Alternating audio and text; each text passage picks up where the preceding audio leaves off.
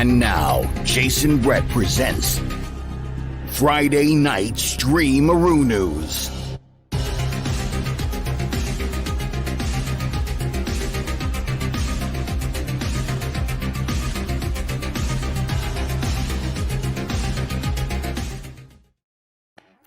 What's going on, everybody? Welcome back to another edition of Friday Night STREAMAROONOOS. Today, I am joined, as always, by the incomparable Steve. Say hello, Steve. You got to stop asking that. You can't eat everyone. They're not here. They're on the internet. You can't eat the internet. You want to eat the internet? Well, you're silly, aren't you? Say hello. Right, okay. So today we have a very special guest. I met him on Play Nintendo Guy's stream last week. It was a great little stream. He's got loads of knowledge on movies. He's crazy. I suck in comparison. Immensely suck. Anyway, he is from another world, and that world is called Forgotten World of Movies. I don't know why it's forgotten because I quite remember a lot of movies. But anyway, Andy, everybody, hello. Hello. How you doing? Hello. I'm pretty good. Good. Good. I've got to try and discipline Steve because he keeps wanting to eat people. You know what I mean? No, stop it. Anyway, how you been, man? How have you been? I'm very well, thank you. How are you? I'm very good. I'm all right. I'm doing good. It's a Friday. It's stream day. It's always fun. Good. And yeah, it's I've noticed it's been a bit of a busy week or so for you. You've been on all the streams lately, right? Yeah. It's really been enjoying the stuff with Jim and Pete on a Tuesday night. Really been enjoying that, and really enjoying meeting yourself and John and JT. It's just been really fun. Just been massively enjoying it. Yeah, that quiz was fun, but I didn't know that many of the answers at all. Like it's just like you think you think you think you know the answers, and then it's just like all these bloody questions are like the hardest questions of all time. Yeah. What's that? What? So you're saying you know all the answers? All right, yeah. You see. So Steve said that he'll know all the answers if they're critters related. Well, of course you would. You're a fucking crier. Anyway, You can go back. You can go over here. Yeah, you can go over there. Behave yourself. Don't go eating my post because I'm going to show people this post in a minute. You bastard. Anyway, let's get to some hellos. We have Last Chance Ches in the chat. Hello, dude. Hello. Thanks for joining the stream. Losing my voice today. Don't know what's going on. He says, knock, knock. Who's there? Well, it's me, you silly goose.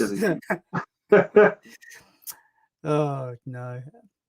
We have Ryan Paul. Thanks for joining the stream, Ryan. Appreciate it. It's going very well. Yep. Last Chance just says, you need to give Steve a mic. We can't hear him. I mean, you see him talking to me, but it's more of telepathy. Yeah, telepathic communication with me. So it's probably why, like if you notice, he talks to me when I've got headphones on. So how the fuck am I hearing him? Yeah. We've got this telepathic communication. It's good. Yeah. Jules is here. Hi, Jules. Thanks for joining the stream. She says hi, hey, David. She says hi, David, because she got my name wrong in one of the videos. She called me Dave. But thing is, it's fine because my middle name is David, and my dad's name was David. So same. It's fine. It's exactly the same. My dad's David, and David's my middle name. Yeah. That's weird. Oh wait. Yeah, that is weird. Yeah. It's crazy. Sorry. I'm feeling a bit not unwell, but you're a bit like you get a bit of like congestion. Yeah. Got a bit of congestion today. That's making me lose my voice. We have Lauren from Lauren's Collection. Hey, Lauren. Thanks for joining the stream, Lauren. Do appreciate it. She says, hiya. Hope you're both okay. Yeah, doing well. Right. You're okay too? Yeah, hope you're doing good, Lauren. Thanks for joining the stream as always. We have the man himself, Pete, Playtendo guy. Pete, how you doing, Hey, Pete? Jason. Yeah, he says, hey, Jason, Andy, 2 top YouTubers. This is going to be one epic stream.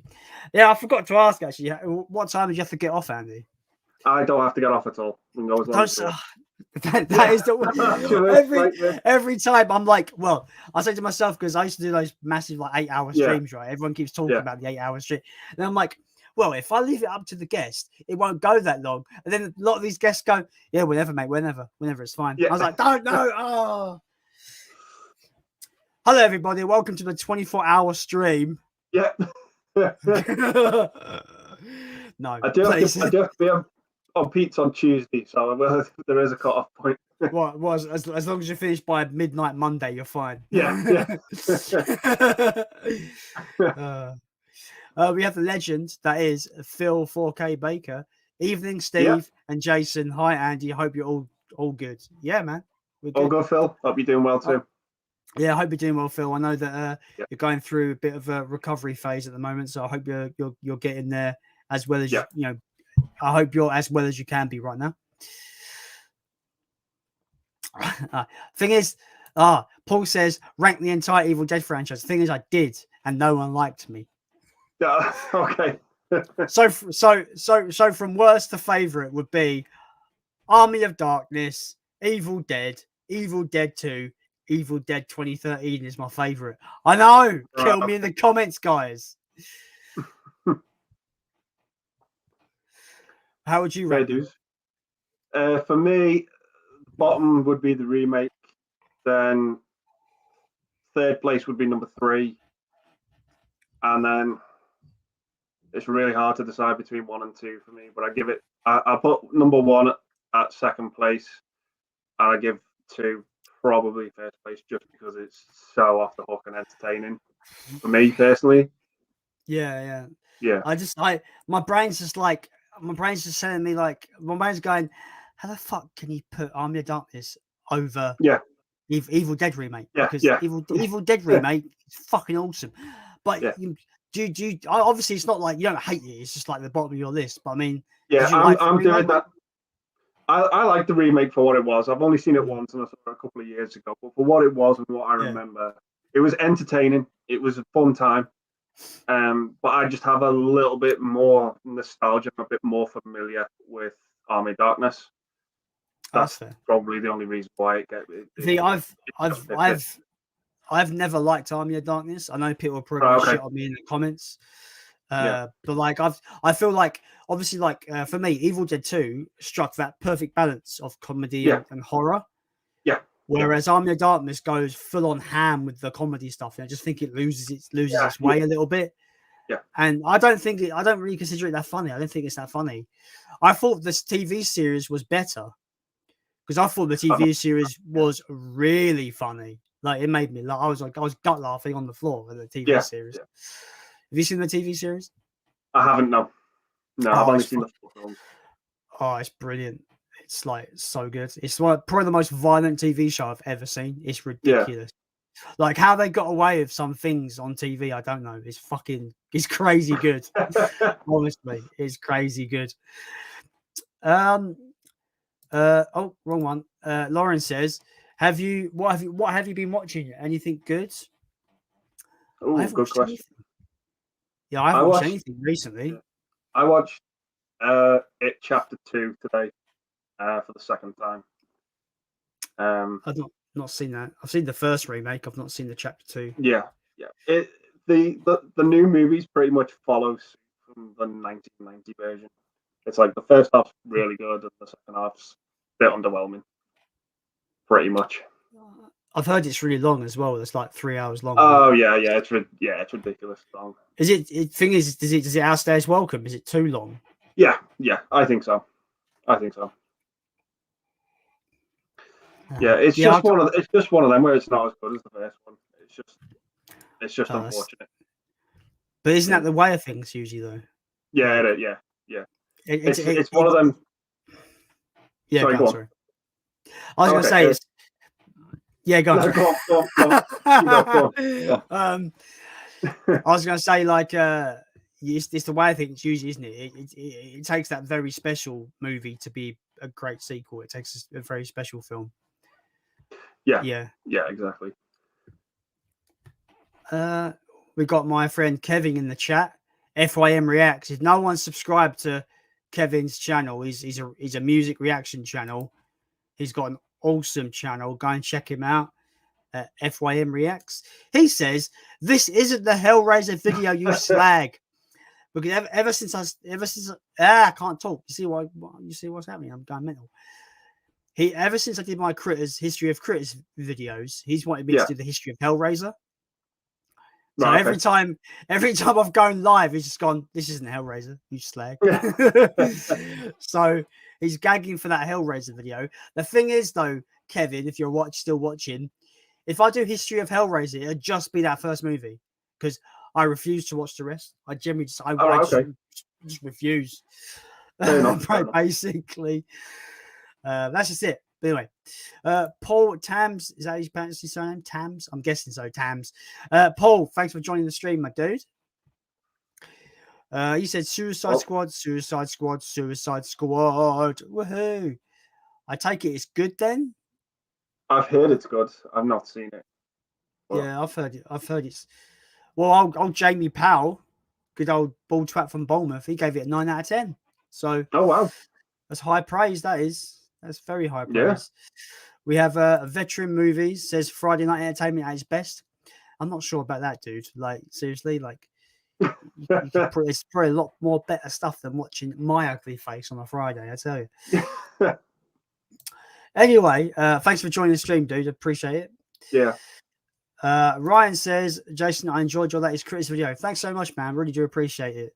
Yeah, I did too, I'm really proud of that video. Like, it took me so long to make. Like, I don't know, like it's one of those videos where it's just like I think I'm at the end of wrapping it up, then I think of something else to put in there that I was like, oh, I forgot about this, or this needs to go in there, and it just gets longer and longer. It's not actually that long, it's like 9 minutes long, but I mean, with those history videos, you can just keep uncovering new bits of information. Yeah. Keep having to add it on. But Critters is so niche. There's not much information out there, so I did what I could with what I researched. Really. Yeah. It's just one of those films I think that falls under the shadow of Gremlins, and it doesn't really get the love in its own right. But I'm glad it does from some people. But yeah. Steve's a super fan. Steve loves it. Yeah. Yeah. I'll never get over that, Steve. I'll never get over that Steve has got over. If you know what I mean. You know, he's like John Cena, but cry it. You know. Anyway, carry on. Paul Tam says Evil Dead 2013 is incredible, possibly my favorite horror remake of modern times. Yeah, it is my favorite horror remake of modern times. It's unbelievable. I just think it's just like 10 out of 10. I just think it's brilliant. And it's the Evil Dead film that I go and if I want to watch the Evil Dead, that's the film I pick out. Yeah. More often than not. Like, yeah. Yeah. I don't think any of the four of them are bad at all. They've all got positives and merits in their own right. Yeah, but it's weird. I've just got too much nostalgia for that. Particularly, yeah, it's weird. Yeah, it's weird when people go to be like, "Oh, how can you know? Oh, why is Army of Darkness at the bottom of your ranking? You know, why don't you like it? Or you know, the thing is that I'm not saying it's a bad film. It's just not for me. Yeah, it's you know, it's not what I signed on for when it comes to Evil Dead. Like, I'm more of horror is one of my least favorite movie genres anyway. Yeah. So it's got to be a pretty good balance for a horror comedy for me to enjoy it. So okay, yeah. When they leaned too far on the comedy side, it just took me out of it big time. And there's scenes in that film that just go on forever. And it's like, when's this fucking shit gonna end? Yeah. When he gets a little the mini ashes in beating him up, that whole sequence goes on for way too long. I'm just like, this is not even funny. Can you fucking hurry up, please? So, yeah. I'm a bit harsh on the film, but it's just not what I wanted from an Evil Dead sequel. No, I get that. Yeah. Jules says, found Tokyo Gore Police sounds flipping ace, mate. That film is fucking ridiculous. Yeah. I've got that on my list to pick up. Oh, mate, Yeah. I don't even own it in my collection because I keep meaning to pick it up, but I think it's still fairly pricey on Blu-ray. I'm not too sure, but it's absolutely like it's one of those films where it finishes, you're like, what the fuck did I just watch? Yeah. What the fuck did I just watch? You're like, it's crazy good though. Yeah, I'm looking forward to checking that one out. Right, I don't know if this person's his surname is pronounced No One or Noon. I don't know. Anyway, he says hi, big girls. I don't know why he's calling us girls for. We're clearly men. But oh well. Okay. Hello to you. Also, Joe. Thanks for joining the stream. Yeah. What's going to say? Yeah, played in a guy. See, you can tell my voice is fucking up. Oh yeah. Well. we carry on. The show's got to carry on. Played in a guy says finished watching Battle Royale last night, and wow, what an incredible over the top thrill ride. I love that film. Yeah, that great. film is another like 10 out of 10 film. Yeah, it is. Every time when I went to see, I know these two movies get compared a lot, but when I went to see The Hunger Games for the first time, I just wished I was watching Battle Royale instead. Yeah. I love Battle Royale. I think it's fantastic. We don't talk about a sequel though, do we? I started watching that and didn't finish it. Let's put it that way. The sequel's not good. I'm a bit sympathetic though because like it's half directed by the guy who did the first movie, but he died halfway through. Oh right, okay. And his son took over.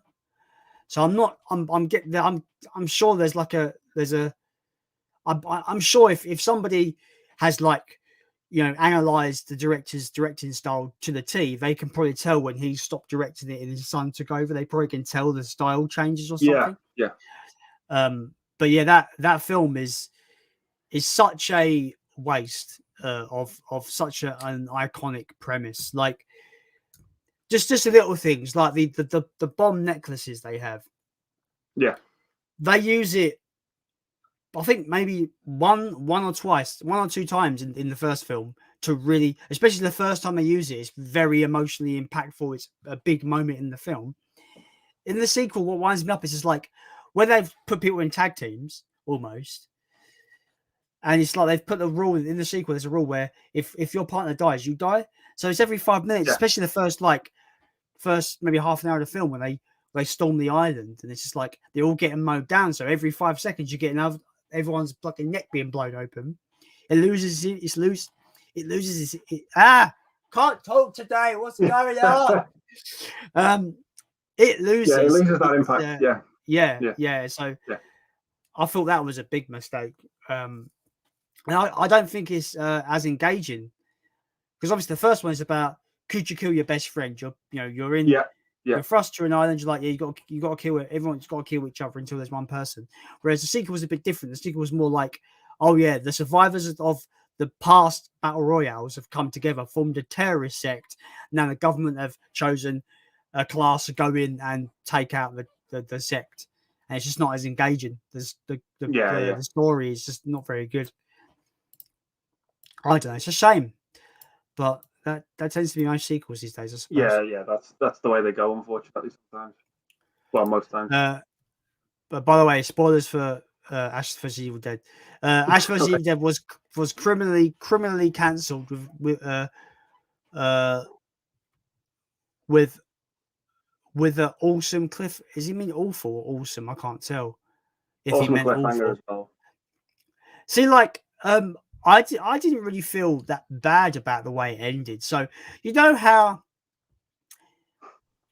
So I get confused, which is meant to be the real ending of Army of Darkness. But do you remember the ending where he goes back too far and it's all just like fucking apocalyptic? Yeah, it's just like all these landmarks are in ruins and stuff like that. Yeah. Like it doesn't end the same way, but it's got that vibe where more, there could be more stories told with him, but it just doesn't. It just ends. And I think the way Ash vs Evil Dead ended had that same vibe to it. So I wasn't nowhere near as upset that I thought I was going to be, because I knew it was coming. Because I knew it was cancelled before I even started watching the show, so I knew there was going to be an abrupt end. But it's all right. It's not like it's not a massive kick in the balls like you would think it would be. You know. Yeah. It's not. It doesn't end with like, oh, so we finally got this item to kill this person. Let's go and kill her. And it ends. No, it's nothing like that. It's legitimately like it has kind of a gradual end, which actually works. I think it's all right. Yeah, I'll have to give the TV show a watch. Oh, mate, it's so good. That's what it is. Yeah. If there's good things being said about it, I'll try and pick it out. Do you have Netflix? Sort of. Yeah. It's on Netflix. Yeah. Okay. That's where I watched it anyway. Yes, Lauren. Yes, 10 points, Lauren. Yes. Sorry, a bit biased. I like the Evil Dead. Yeah, go on. Sorry, I'm seeing a lot of love for the remake over the original. But yeah, I'm a bit weird though. Like I feel like people are gonna go crazy in the comments anyway, because I feel like the original is kind of, I never want to watch the original, not because I don't like it, it's because Evil 2 exists and it's pretty much like a pseudo kind of reboot anyway. Yeah. And Evil Dead 2 is a masterpiece in of itself. So I never ever want to watch the original. I always want to watch Evil Dead 2013, but quite occasionally I might watch Evil Dead 2 instead. Yeah. Does that make sense? I'm a bit weird. That makes sense to me. Yeah. Because I do think that first original film's not for everyone. So it's funny because I remember being like 13, 14 and watching that original one, and I generally at the time, obviously being like a young teenager, I thought it was the best horror film I've ever seen. Yeah. At the time, but obviously as you grow up, you get more desensitized and you see more horrific things and kind of stuff like. But yeah, I still think it's like one of the best ever. Like I still think it's up there with like it's, if I did a top 25 horror films, it'd be in that. Do you know what I mean? Like yeah. But I do think there are better films. I think there's films that are inspired by it that are better than it, for example. Yeah. Which some people may go, "How dare you?" But I dare. It's great. When you dare, it's fun. Yeah. Remember, guys, it's only a movie. You can love it and I can hate it, or I can just be like, "Yeah, it's all right. It's fine. It's fine." It's good to have an opinion that goes against the grain. Yeah, I just don't understand these people that lose their sleep over it. Like, how dare he like the remake more than the original? I'm never going to sleep again now. It's going to be on my mind forever. Yeah. I don't understand. Like, I've not come across those people, thankfully, but I know they exist because the internet exists and you see all sorts on the internet.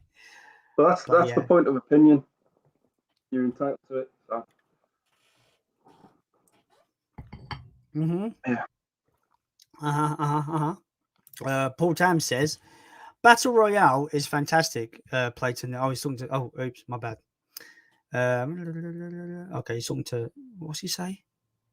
I can't decide if he's talking to Playtender guy or us. He's saying Playtender guys. He's talking to him. Might be both. I watched a movie called The Man from Nowhere last night, which is like an Asian style version of Man on Fire. Now I've got to see that because Man on Fire is awesome. Yeah, Man on Fire is really good. One of my favorite Denzel Washington films for sure. Yeah. FYM reacts. Kevin says, "Cheers, bro. You're very welcome, dude. You've helped my channel out, so I'm just returning the favor as you do, my friend. Yeah, I'm still here. Appreciate you hanging around, man. Really do appreciate it." Paul says, Ryan Paul says, Ryan Paul says, what are your thoughts on Freddy vs. Jason? I think it's a just dumb, fun, kind of just like mashup movie. I think it's fine. That's my thoughts exactly on it as well. It's just a cheesy, goofy, fun movie. Mm-hmm. It's inoffensive. It does what it says on the tin. Yeah. no masterpiece, but yeah, it's a fun, entertaining time. Just switch your brain off. When I first started my channel, I did do a ranking of the Friday the 13th films, and Freddy vs. Jason was like bang in the middle of my ranking because that's where I thought it belonged. But I might remake that ranking because that was before I was on camera, and it was before my editing was good and all this kind of stuff. But some people say I shouldn't remake videos, but maybe I just, because no one's watched it, so I might as well just remake it and see if people want to watch it. Yeah, maybe. Lauren says I'm going to pick up the Critters set soon. I think you should, man. You should. It's a fun time, especially the first. Like Critters 1's brilliant. Critters 2 is a good sequel. Critters 3, I have a massive nostalgia love for, so I quite like Critters 3. Critters 4 is barely a Critters film because I swear they've got like collectively the Critters are on screen for about 5 minutes for the whole film. Yeah. So I don't remember much about Critters 4 at all. It tries to be Alien like really badly. But the third one, that's like in an apartment block, isn't it? And it's got like it's like Leo DiCaprio's first film or something like that. Yeah. That I just find that film just stupidly entertaining. Like I can stick that on and just be like, yeah, I'm having a good time. Like, yeah. Because I love 1 and 2. Yeah, 1 and 2. Yeah, 1 and 2 are so much fun. But I think I love Critters 3 the most. Not the most. Like, the first one's my favorite, but I love Critters 3 more than a lot of the fans or a lot of people in general. It's because it was the first one I saw. It's what got me into Critters. Was number 3. Yeah. I was like 6 or 7 years old. Fucking ridiculous. Yeah. Who would have thought? You know, when I'm 35, I would have my own Crite called Steve. But honestly, I tell you, I've wanted my own little kind of replica Crite since I was about 7 or 8 years old. And you never used to be able to get them. No one made them, growing up. But since the internet has become a thing, it's only been for a few years that I've discovered these artists that have the same love of critters that I do. But they are able to actually make their own critters, which is awesome. Yeah. I just think it's great when you've got these like horror fans that are just making all sorts of replicas that you can't normally get in a regular sense. Yeah, absolutely. Yeah, it's really good. Yeah. Because it baffles me that some of the biggest like horror franchises don't merchandise properly, if you know what I mean. No, yeah, I know what you mean. Yeah, like you'll get the t-shirts, you'll get the notepads, you'll get the mugs, you get all that. But I'm just like, I'm like, no, give me the fucking hockey mask that Jason wore in fucking Friday the 13th remake, please. Thanks. Yeah. Or like, I've seen people that actually have like the three masks from Halloween 3. Yeah. I've seen people have them, and I'm just like, that's the kind of merchandise I would want. That actual things from the film, rather than a mug. Yeah. Rather than having a mug that says "Kick It, Mama." No, I don't want that. I want that. Yeah. I want a fucking Jason mask. Oh well. But yeah. Last time Jess says, will you be doing a review of the Attitude Era set, Jason? If so, would you be doing it in volumes, as it's all 3 volumes in one set? Probably not, if I'm honest. I never really kind of thought about really bringing kind of wrestling to the channel. It's a bit of a weird mix. But yeah, I probably won't, if I'm honest. I got that just for my own kind of indulgent, I suppose the word maybe. Is that the wrong word used? I don't know. Do you like wrestling, Andy? I used to a long time ago. Like you're talking like the late 90s, and I just sort of phased out of it. Yeah. But yeah, I know like the old like really big famous wrestlers like back in the day, like Stone Cold Steve Austin and Sting and Kane and Undertaker and all that. Yeah. Yeah, that's where my knowledge ends, unfortunately. Yeah, I very rarely come across people that actually watch it today. Yeah, there's a couple of people that I know that still watch it today, but I feel like the generalization of modern wrestling is it's not as good as it used to be. That's the general consensus I hear from a lot of people that have falling out of it, right? Years ago or whenever when it stopped being good, as people said. Thing is, that Attitude Era, that's an era that I just completely missed because I didn't get into it until like 2003, 2004. So and then like I watched it religiously for about 3 or 4 years because we had Sky Sports and my dad got rid of Sky Sports, so I went 10 years without watching it. Then I just got back into it again, just miraculously just started watching some episodes and some pay-per-views and then got right back into it. I don't watch every weekly show now, but I do keep up with it with there's a YouTube channel called What Culture Wrestling, and there's a show called Ups and Downs where they review it. They review every segment of the show and they give it up or give it a down, and that's kind of your here's what's happened this week. They just go through all the segments, so that's how I keep up. And if I'm invested in a storyline, I might pay and watch the pay-per-view at the end of the month. But it all depends how invested I am. Yeah. But I do quite enjoy it. I just think it's dumb. I just think it's so yeah. But I think that the feats of athletics, I can't say that word. They are athletes, and the things they go to perform is ridiculous.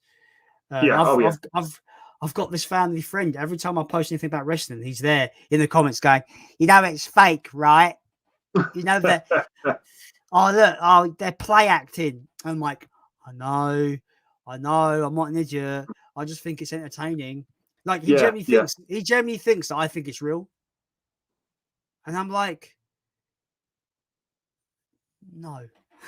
Yeah, no.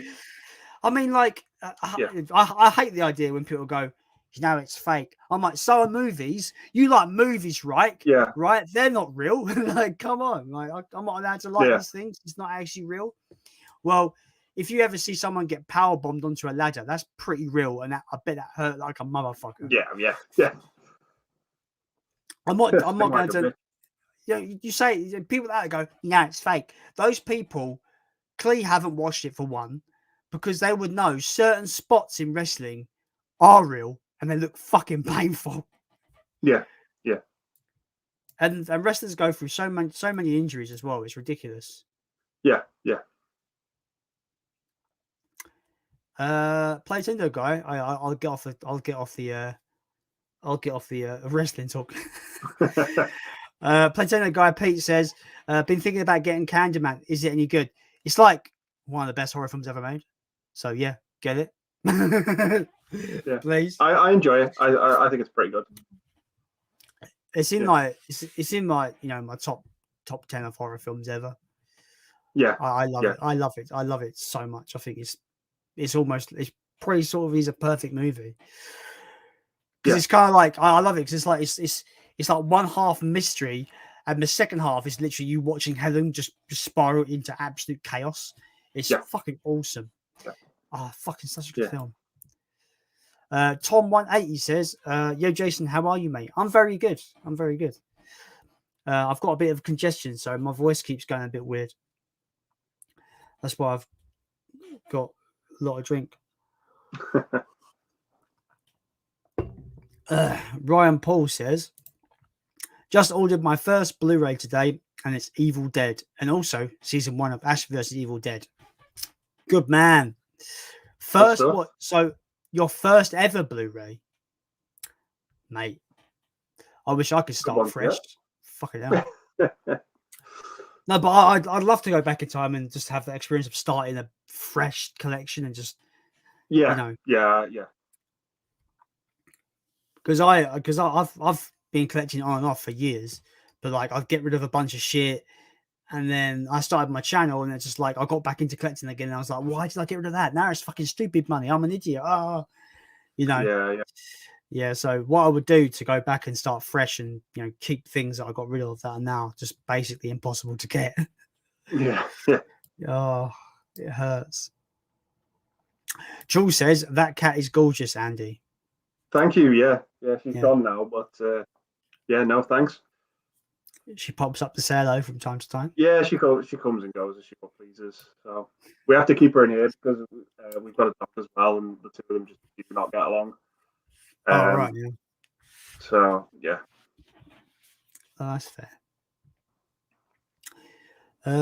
Ryan Paul says, "Did you ever know that Pinhead was supposed to be in the ending of Freddy vs. Jason, but the idea ended up getting scrapped by New Line Cinema?" Yep, Yep. I do know that. Yep. From what I heard, they just couldn't get the rights to him. Yeah, I think that's what happened. I've got a bit of a weird opinion. I don't know how that would work. Really, I think the Hellraiser universe is so vastly different with so much going on in terms of its rule set that I don't think it would gel with the Jason and Freddy universes. The reason why Freddy and Jason kind of work is because Jason's this kind of undead super zombie nightmare dude, and Freddy is this dream demon. It kind of like they're in that kind of almost they're not really alive realm, so it kind of works. Yeah. But Hellraiser, it's like he's like almost like they're kind of almost gods into a certain extent, right? The Cenobites. So I wouldn't know how they would make that work because I would like to believe that the Cenobites would be way they'll basically be a in my mind. I'm trying to get my words out without fucking choking on myself. Yeah. In my mind, it feels like the Cenobites would just be impossible to topple because they're like almost like a higher power. Yeah, they're not on the same level as Freddy and Jason. They're a higher power for me. Yeah, so I don't know. I don't know how they would have written that to make it work because obviously they would have played fast and loose with the law, of course, because that's what writers do. They write for the situation rather than what's been established a lot of the time. Yeah. That's why Superman's become just fucking ridiculously OP to the point where he's basically like all these fucking all these versus fucking videos I see like Goku from Dragon Ball versus Superman. Look, I'm a massive Dragon Ball fan, but Superman wins. Superman because Dragon Ball versus Superman, like Goku, it's a man, Goku, a guy with limits versus a man without limits. The man without limits is gonna fucking win. Like it's simple. Yeah. I don't know. Yeah. So, but the thing is, my point is, Superman is so OP is because the writers wrote him to be so OP because they wrote him for situations rather than the established law. It's ridiculous. I swear, like I read a little bit about one of the comics where he hibernated in the sun for 20 years. And now he's like a god. I'm like, fucking hell. Like, Jesus Christ, Superman. But that's badass, right? He hibernated in the sun. Like, come on, like, it's so cool. Oh, I love Superman. I've got my Superman mug, by the way. Hell yeah. Oh, nice one. See, I hear pieces like that. I'm not like a massive Superman fan. I love the character. I think he's a cool character. Yeah. He's weird. He's the alien that I can relate to because all he wants to do is do good for the people. Yeah. You know, and stuff like that. But my brother's a massive Superman. He's like a Superman nerd, right? Super fan. Yeah. Superman super fan.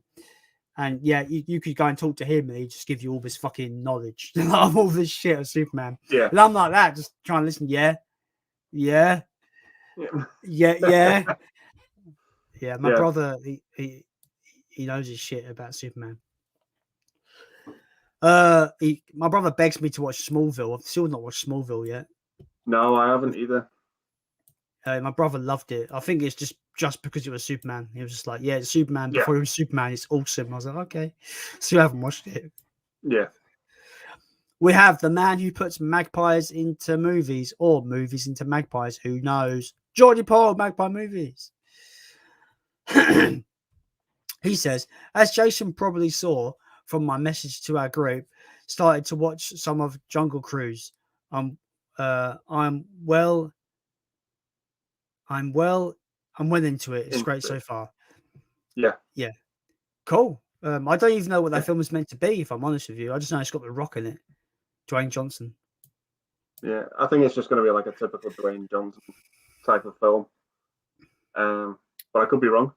But yeah. If If it's anything like Jumanji, I'm in, because I thought that Jumanji reboot was fantastic. I loved it. Yeah, I thought they're it was great. really fun films. Then, yeah. Platinum Guy says, have you seen Wolf Guy, a Japanese horror cop film? It's on Arrow and it looks a Looks good like time. a good time. I think I I've not started heard what I have. I think I started watching that on Prime because when they used to have, I don't know if they still do them, but they used to have these channels. You pay like £4 and you can get like an Arrow video channel or a Funimation channel or extra content for your Prime Video subscription. And I used to be subscribed to the Arrow video one. I put it on, Okay. and I personally I couldn't get into it. So I didn't want. I turned it off after the first like 20 minutes. I couldn't get into it, but maybe I could give it a rewatch, and it might be might have a better time. But at the time, it wasn't clicking for me. Okay. But that's just for me. That's just me. Yeah. Sounds like Pete hasn't seen it. He says it looks like a good time. Yeah. But yeah, but within the first 20 minutes, nothing was really grabbing my attention, so I didn't watch the rest. Okay. Paul says, Magpie Movies, ordered another MK Steelbook today as well. First time I've ever double dipped. Oh yeah, you're getting a different one, right, from overseas, Paul, with different artwork on it. Yeah, I think that's what he means. I think that's what he's getting. I'm sure I remember him mentioning it to me. We've got Mark Lees in the chat. Thanks for joining the stream, dude. Hi, Jason and Andy. Remakes very rarely work. Rarely work. The biggest flop will be this remake of West Side Story. What on earth was Steven Spielberg thinking of? The original and best won 10 Oscars. It can't be bettered. Yeah. I've not seen the original, so yeah, don't kill me, please. Yeah, it's probably aware it's a musical. I don't know how big you are of that genre. Yeah, literally like least favorite genre of film ever. So I probably won't even want to watch it. So I like it. It's pretty much like a sort of modern day for the time retelling of Romeo and Juliet. Pretty much. It's pretty much about two gangs, and they've both got members to them fall in love. Pretty much what it was about. But I enjoy it for what it is. I think it's a good film, but just messing with the classics. Well, it's not messing with the classics, but does it beg to be remade? Does it need to be remade? Does it need to be improved? I don't think so. Yeah. Okay, but that's the thing. Like a lot of people. We can bring that kind of like, did it need to be remade? Yeah. And usually the answer is no, because they usually go for big franchise movies that are beloved, you know. And the only answer I've gotten when I go, did it need to be remade? Is no, but money. But give us money. Yeah. That's all these films are remade because Hollywood have run out of ideas. And Hollywood's got this. They've got this weird perception that new ideas don't make money. It's got to be already established ideas or sequels or remakes. Well, I'm just going to say it. Tell that to Parasite. Fuck me. You know, won an Oscar. Like that just proves to me that I know winning an Oscar doesn't mean it made loads of money. Yeah. But you know, if you know, I hope that good reviews for a film gets that film good traffic. So I would like to believe Parasite winning that Oscar gave Parasite more attention and more people going to see it. I hope so, because Parasite's a 10 out of 10 film in my opinion. It's in my top 10 films of all time. It's just outstanding. Yeah, I was chuffed. I was over the moon when that won. Because it just sort of broke conventions for me in terms of films that won previously. I can't. Yeah. This is just me being skeptical to the current societal norms right now as we're going through in terms of society. The whole kind of, I called it forced progression. The societal thing we're going through right now, where I feel it's people are trying to claim that we're progressing with certain societal kind of things, but really we're regressing. That's all I'm going to say about that. I'm not going to say nothing else. But Yeah. I can't help but feel like Parasite only won because the Oscars wanted to be politically correct. Oh, we better get the foreign film to win because Right. Okay. Yeah. I don't know.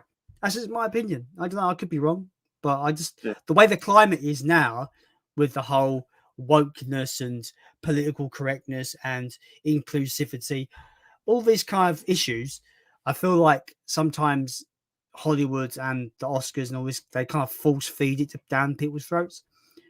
But I don't care. Parasite deserved it. It's an incredible film. You know. Yeah, and more. Let's not forget as well. Parasite was in very, very good company with the other films as well that were nominated.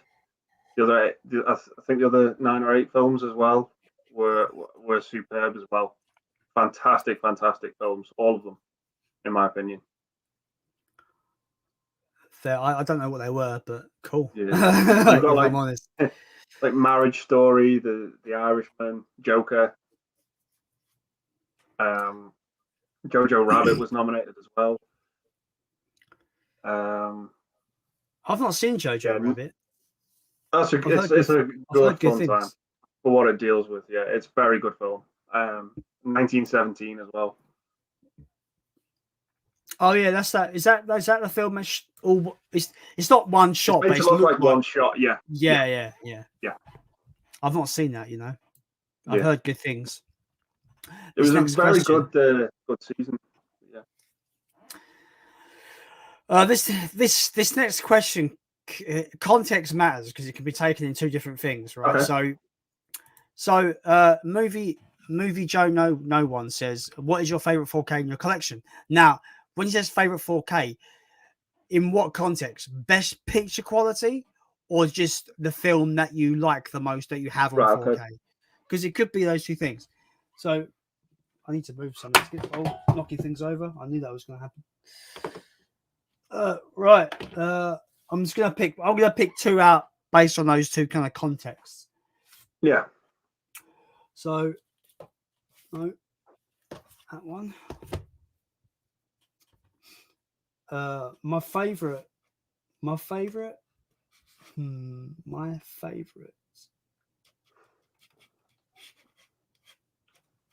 gonna pick this out. So my favorite 4K is gonna surprise people. But it's based on the first time I experienced this film, and I watched it for the first time in 4K, and it was incredible. So my favorite 4K is Joker. Like I guess favorite film, not favorite film, but like the one that I go, oh yeah, that's awesome. Yeah. When it comes to picture quality, now I consider this release to be the new standard for 4K releases. It should be the benchmark. It's literally like reference kind of quality. Yeah. Which is Godzilla vs Kong. Okay. What makes this the game changer for a 4K disc is that it's one of the first, I think it's the first film where the special effects are actually rendered in 4K. You don't get that. The usual thing is the FX are usually rendered in 2K. So right, okay. The fact that, and I would say this, the visual effects on this film are like next level, literally next level for me. I think they're unbelievable. So that's what I'll pick for probably the 2 that I would say are my favorites. If I had to pick 2 or whatever, I don't know. Yeah. I hope that answers your question because I take it you don't really have an answer for that because I don't do 4K. That's fair. Yeah. I didn't until I found out my TV has been 4K for the 6 years I've had it and didn't realize. Right. Okay. Because I'm a fucking weird person. Yeah.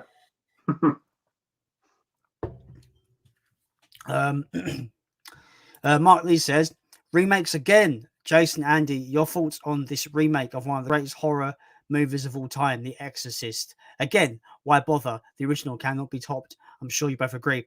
The Exorcist is my favorite horror film of all time. I think when you're just thinking of a straight up horror film, I think it's the best in class. I think it's just outstanding from start to finish. The acting is impeccably good. The special effects, especially when you consider it's from 1973, are just unbelievable.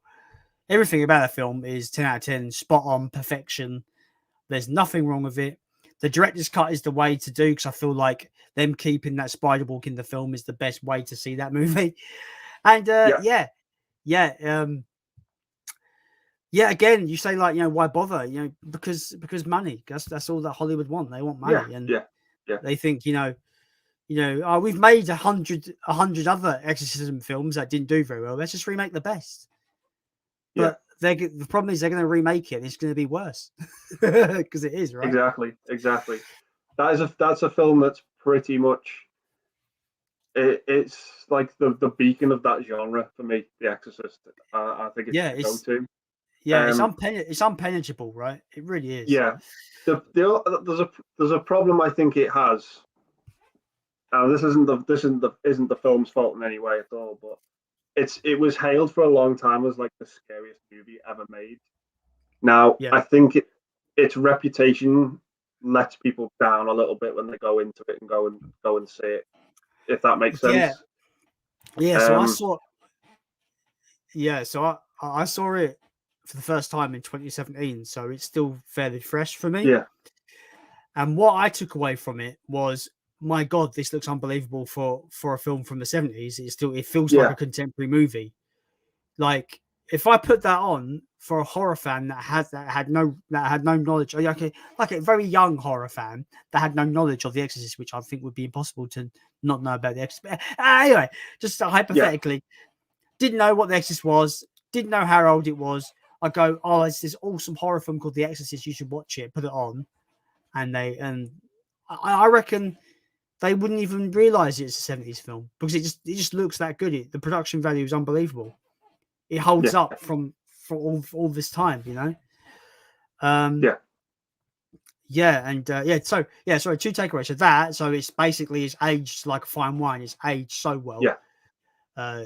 And like you just said, my second takeaway was like, I didn't find that scary whatsoever.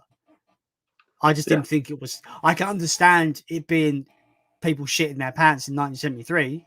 Yeah, I can understand that too. I can understand that. But also back in the 70s, that film was one of the first films to really push the envelope for films like that. What you could really have in movies, it pushed the envelope, didn't it? Yeah, I mean, I saw it for the first time 18 years ago when I was 12, which was probably a big mistake. We got to the point with the crucifix and we had to turn it off. Because it was a group of friends from school. We all sat down one night and we're like, let's watch this film. It's meant to be like the scariest film ever. Let's sit down and watch it. And then at that point, for 12-year-old me, it was too much. I had to sort of stop. But the next day, I picked it up and carried on watching it, see what it was about. But it didn't really scare me like that scene did. The rest of it, so I thought, oh, okay. But I didn't go back to it for years and years and years. And then I watched it again when I was at university with a friend from uni, and it really hit me how well and how solid of a film it is. I think it's a fantastic story, and again, the production to it, the acting in it, it has all these elements to it that just make for a great film. Even without the scary part and the demon part in it, and you get all that in it. But it's for me, it's the story. It's about this this priest whose his faith's being questioned, and the stuff he's dealing with his mother, and how this demon's just absolutely doing everything to mess with him and mess his mind. Like even towards the end when he's asked to leave the room, it's just a fantastic character study for me, and I absolutely enjoy the hell out of it. Speaking of exorcism films, right? Yeah. I was trying to think to myself, what, like, I don't know if this film I'm going to show you has a reputation of, not many people like it, or people do, or it's underrated or whatever. But like, The Exorcist is the king of exorcism movies. It's the best exorcism film, right? For me. But I saw a film, this is a while ago, like 10 years ago when it came out. Whenever it came out, I saw it fairly around the time it came out, and I thought it was absolutely fucking awesome. And I think it's the best exorcism film since Exorcist. Okay. Which is the last exorcism. I fucking love Right, this okay. film. I I've think not this film is seen it. awesome. Okay. It's found footage. It's around that time when it was like found footage. Yeah. But it's pretty awesome. I like it's a story about a guy. His whole business is to do fake exorcisms. So Right, okay. he makes money by faking it.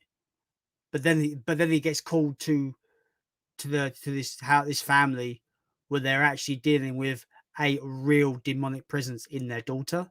So now Right, okay. he can't fake it. He's got to do it for real. It's fucking awesome. It's such a good Okay. movie. That sounds like a good premise. Yeah. I really like. A lot of people don't like this film from what I've seen, Yeah. but I think it's the best since Exorcist in terms of that style of film, like exorcism movie. Okay. I love it. I think it's great. I think it's awesome. I'll give that one a look. Yeah, I really recommend it. Yeah. I'm not the biggest fan of found footage, but that's one of the better ones in my opinion. Like, there's only like a handful that I generally like.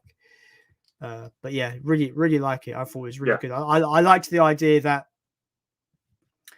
there's kind of a moral dilemma in there where this guy kind of is a bit of a scumbag, and then he's presented with this situation where he's like, right now, now he's really got to like do things for real kind of thing. It's really clever. Yeah. It's really good. I really liked it. It's good. That's what I can't regurgitate the same shit. Ryan Paul says, what's your thoughts on new Chucky trailer for the TV series? I'm hoping it's going to be good. Fingers crossed. You know, whenever I see a trailer, you always hope it's going to be good if it's a property you love. Mm-hmm. But yeah, I'm hoping it's going to be good and have some quality to it. Yeah. I'm quite happy that the trailer didn't show off too much. I know it's TV series, you can't really do that because it spoils things, but trailers like to spoil things, so I'm glad it didn't show too much. I do think I think it's got the creepiness back. Like, I thought that was quite eerie. There's a bit where he's in bed with a little girl and he's like, I'm gonna go and kill your sister when I come with me. I'm like, oh my god, it's fucking that's fucking dark. asking this little girl to go and kill her sister with him. That's fucking dark. But our boy Brad Dourif is back. He's back. He's back. You can kind of tell how he's aged. You can kind of tell in the voice, but he still nails it as Chucky. He's still Chucky to me. So I'm looking forward to it. I'm hoping it's going to be good. Yeah. I'm not going with low expectations per se, because I feel like, I know they're probably produced by different people, different companies, but Ash vs. Evil Dead as a TV show was so good that because of that, I've got more faith in Chucky being good. Right, okay. Because, like, taking an established horror franchise and turning it into a TV show doesn't sound like the greatest idea on paper, but Ash vs. Evil Dead made it work really well. So I'm hoping Chucky does the same. I hope they don't compromise on the violence. It needs to be fucking violent. That's what I'm just saying. They can't. Yeah, they can't. They can't compromise, in my opinion. They need to go all out with it. Go all out, yeah. Although I don't know about you, where do you think it's going to sit chronologically, timeline wise? Because at the end of Cult, there's like 3 Chuckies. No, there's like 3 Chucky dolls with Chucky's soul in each of them, and also he's taken over the girl's body. Spoilers for Cult of Chucky, by the way, if you haven't seen it. Yeah, no. So I don't know really where. Remember the last 2. Just putting it out there. Cult of Chucky is shit. Just putting it out there. Okay. I'm just talking strictly on the timeline chronology kind of way. Like, I don't know where this is meant to sit in the franchise. If it's meant to sit in the timeline, it might be an alternative thing. I don't know. But it's going to be interesting. Yeah, I wouldn't really know, because I only really the only ones I really enjoy are really the first 2. movies. Yeah. Child's Play Um, 2 is just like one of the best sequels ever made. I yeah, love Child's Play 2. it's a ton of fun. Child's Play 2. It really is. I keep saying this though to people, and people are like, "Whoa, really?" I'm like, "Yeah." I was just like, I think Child's Play 2 has the greatest one of the greatest horror third final acts. Like the moment in that toy where factory. the moment where he forces fuck, I forgot her name. How can I forget her name? Kyle. Kyle. Yeah. Yeah. When the moment where he forces Kyle to take her to the toy factory, like the moment they're in that, the whole toy factory finale is one of the greatest horror finales of any movie ever.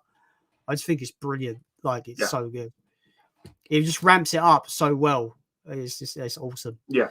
I love that film. That film's just like fucking Yeah. Oh, I love it. See, it's funny because I'm one of those. You could call me one of the weird kids. I'm one of the weird kids that thinks Child's Play 3 is better than Child's Play 1. Okay. Oh, sorry. That's what I'm expecting everyone's fucking reaction to be like. How dare you? But yeah, thing is, I grew up as a teenager, originally not really liking Child's Play 3. But as I've become an adult and I've revisited the franchise multiple times, I like 3 more than 1. I'd rather watch 3 than 1 now. Right, obviously, 2 is my favorite, so 2 will always be like the first one I put out. Yeah. But yeah, I think 3 is criminally underrated. And I don't understand the hate for 3 because there is some hate. Because there is. I mean, if people that love 2 and love Chucky from 2, you're getting the same thing in 3. Like I just feel like people are hating 3 but love 2 only because 2 came first. I don't know. Like, they're very similar movies in tone and in Chucky being he's kind of the best era of Chucky in my opinion is 2 and 3. But I don't know. It's weird, but yeah, I think Child's Play 3 is just so underrated, and it's one of the best in the franchise in my opinion. Anyway, Magpie Movie says, yes, you're right, Jason. I've ordered another 4K steelbook with the Scorpion and Sub-Zero alternate pictures. Coolio. I will wait for your unboxing, Paul, because I might opt for that myself instead of the regular 4K. I do plan to get Mortal Kombat on 4K at some point because I do think that was a bad film that I fairly was entertained by. Yeah. You know, people. I know there's a lot of people that love that film, but it's bad. But I enjoyed it. Yeah, I enjoyed it too. I had very low expectations for it. I've got a soft spot for the 95 version. Oh yeah, so do I. But yeah, I just thought it was fine. It was fine. I enjoyed it. Thought it didn't offend me in any way, shape, or form. But yeah, just I get one of those sort of run of the mill, slap bang average movies. That was inoffensive to me, but I still enjoyed it. There's some little lore bits that kind of like annoy me, like spoilers for Mortal Kombat, but it's been out long enough now. But whatever. Like Cole killing Goro just should never have been a thing because it's fucking Goro, man. He's a champion of Mortal Kombat, you know. Like it just like every time the more I think about it, the more it just gets someone now. I know it's a movie, I shouldn't really care, but still, I just get so annoyed. Like they should have built Goro up to be like the big bad of the film. Like, none of Shang Tsung's like, none of my fucking cronies can win, so Prince Goro, go and sort that out. And he should have come out. He should have come out and just fucking wrecked some characters just to show his dominance. But no, they put him up against fucking Cole. And then Cole just grows some fucking plot armor out of nowhere and just goes, yeah, I'm just going to kill Goro now. Fuck you, fanboys. So that kind of just, in terms, basically what, the thing is, the games have built Goro up to be this massive threat. And the film just didn't deliver Goro what I expected Goro to be. Yeah. I mean, he looked good. I think he looked decent CGI wise, but yeah, he went out like a chump. So it was a bit like, oh. Yeah. And Shang Tsung goes, Death is just another portal. I mean, all the characters that died in this film, they don't deserve to come back in the sequel. No, you died. You all went out like chumps. None of you deserve to come back. Like, I just think it'd be cheap. If they come back, it's cheap. But we all know Kano's coming back with his cybernetic eye. We know it's happening, right? We know it's happening. Because she stabs him right in the fucking eye. Spoilers. Sonya stabs him right in the eye. So you know he's going to come back and he's going to have his cybernetic eye that everyone was moaning that he didn't have. Sorry. Preface again. I really enjoyed that film, but it's bad, and I have nitpicks. But you know, who doesn't have nitpicks with some films? Magpie Movie says I also ordered the Bong Joon. I always forget this guy's name. Bong Joon Ho collection as well. Gotta love Payday. I was considering that film, that box set. I was considering that box set, but it's like 50 quid. And I've already got Parasite and I've already got Host separate. Yeah. So I don't really feel the need to really kind of get the whole box set, to be fair. Yeah, I'm pretty much the same. I've got Snowpiercer as well. I don't know if that's in it. I've not seen but that's a great film too. Yeah. Oh god, I'm so congested and burpy today. It's fucking disgusting. Do apologize, people, if I'm burping in people's ears.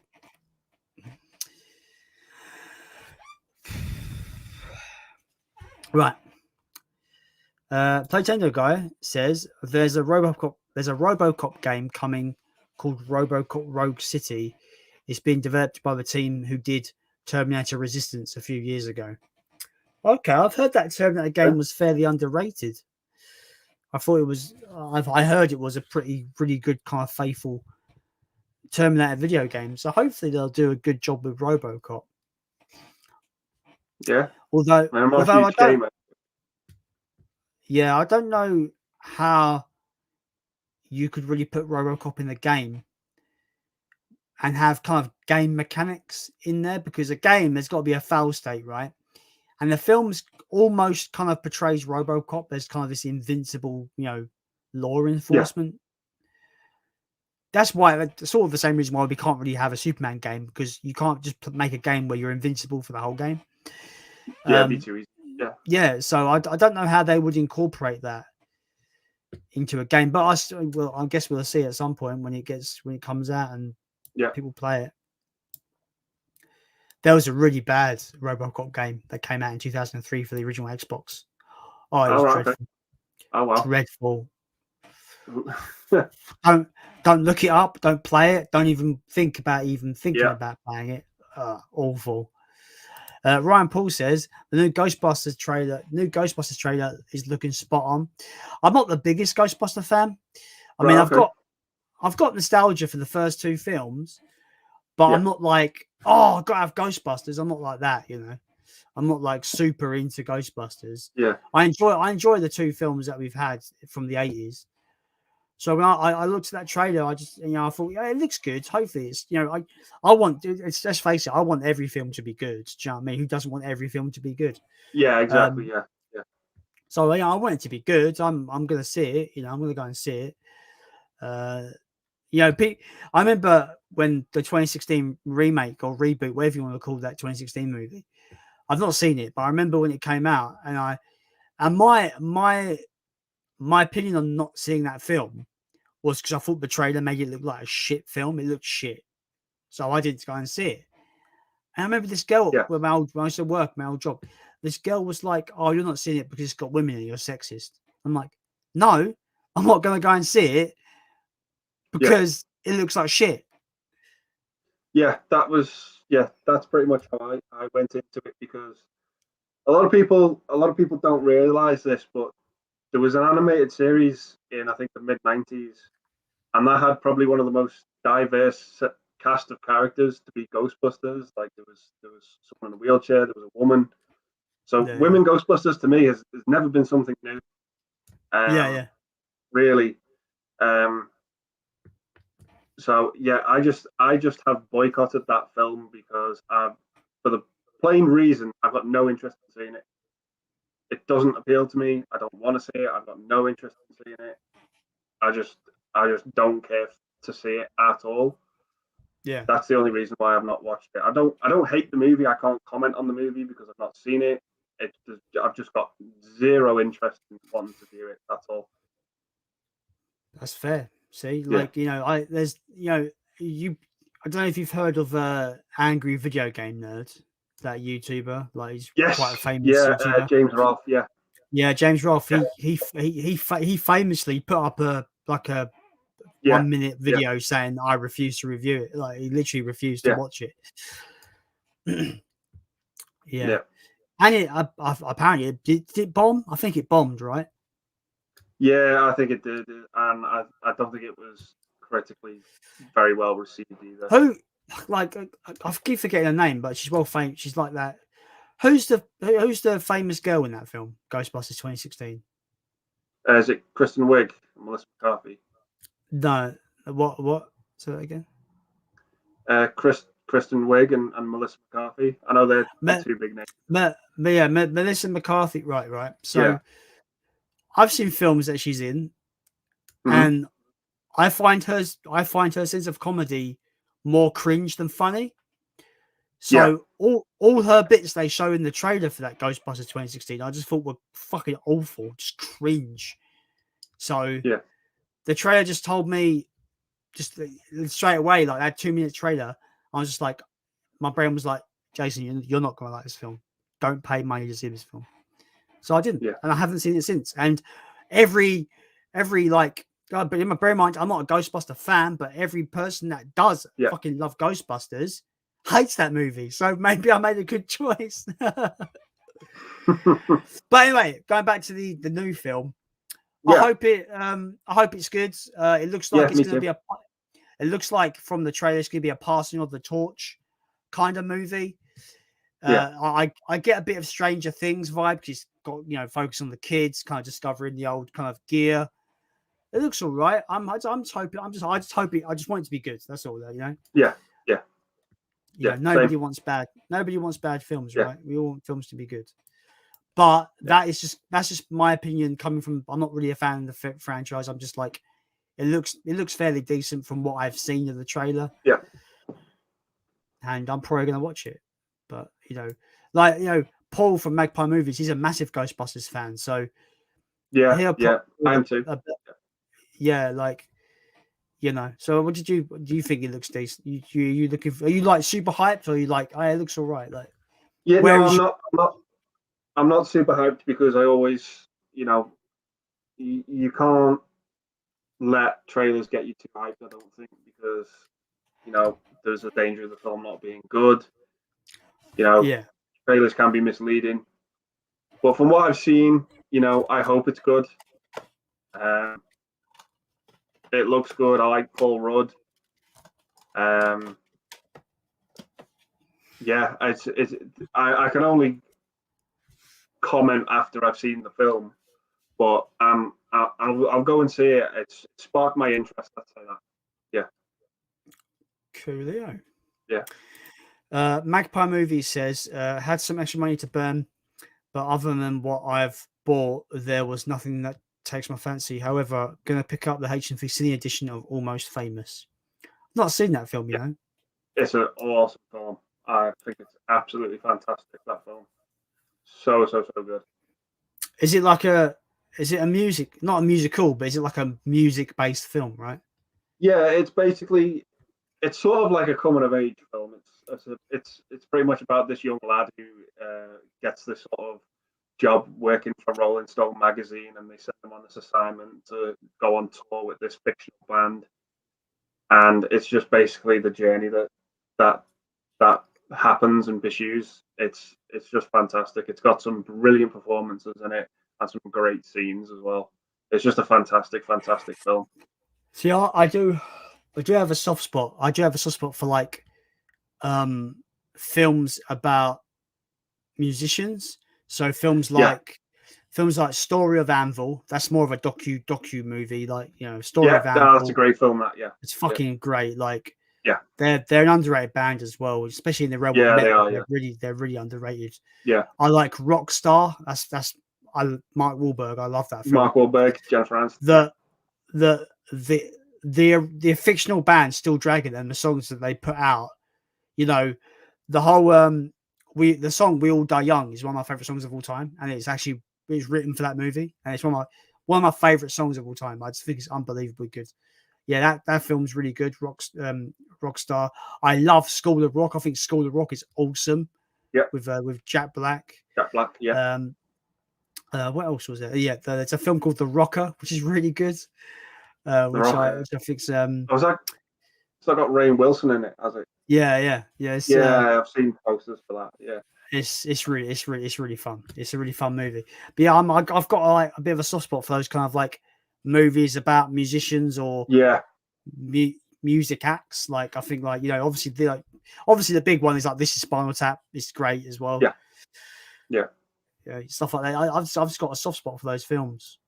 So maybe almost famous sounds like it might be right up my street, but it sounds of it. Yeah, it's very much in the same vein as those films. It's fantastic. I enjoy the hell out of it. Coolio.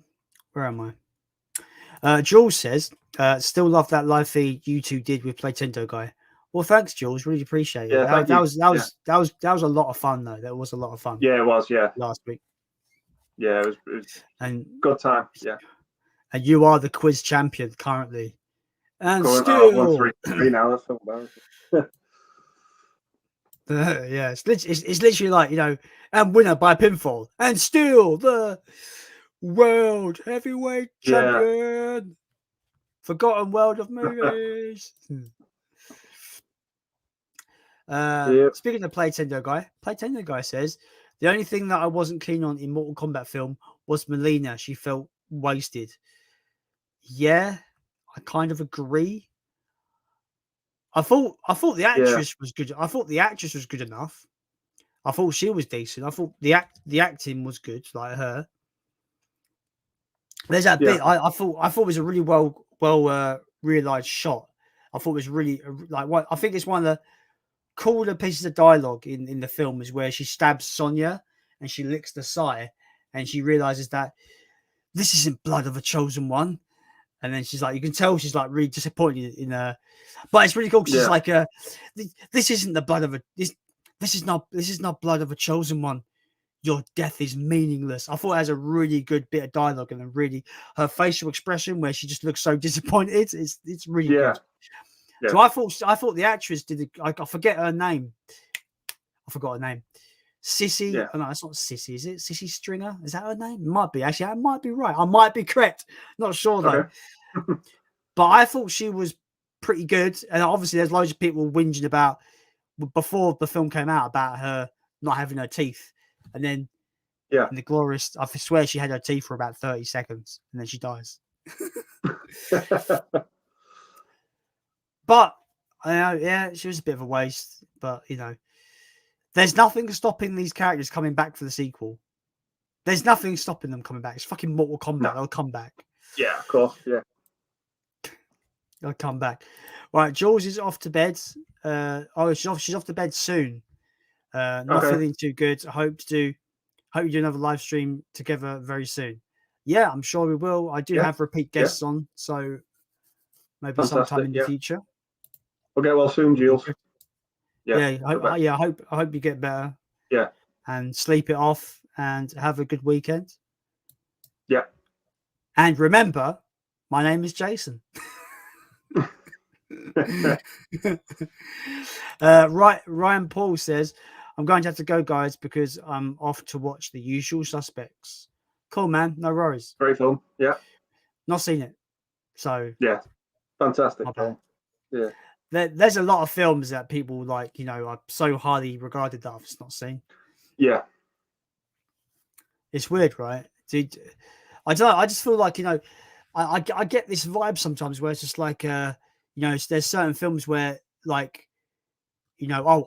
better not tell somebody I've not seen that film because apparently it's everyone, you've got to see it. Do you know what I mean? I feel sometimes a film has been universally beloved and universally, people love it, that when you actually admit that you've not seen something, it's kind of who the fuck, you're not allowed to be a movie fan because you haven't seen this particular film.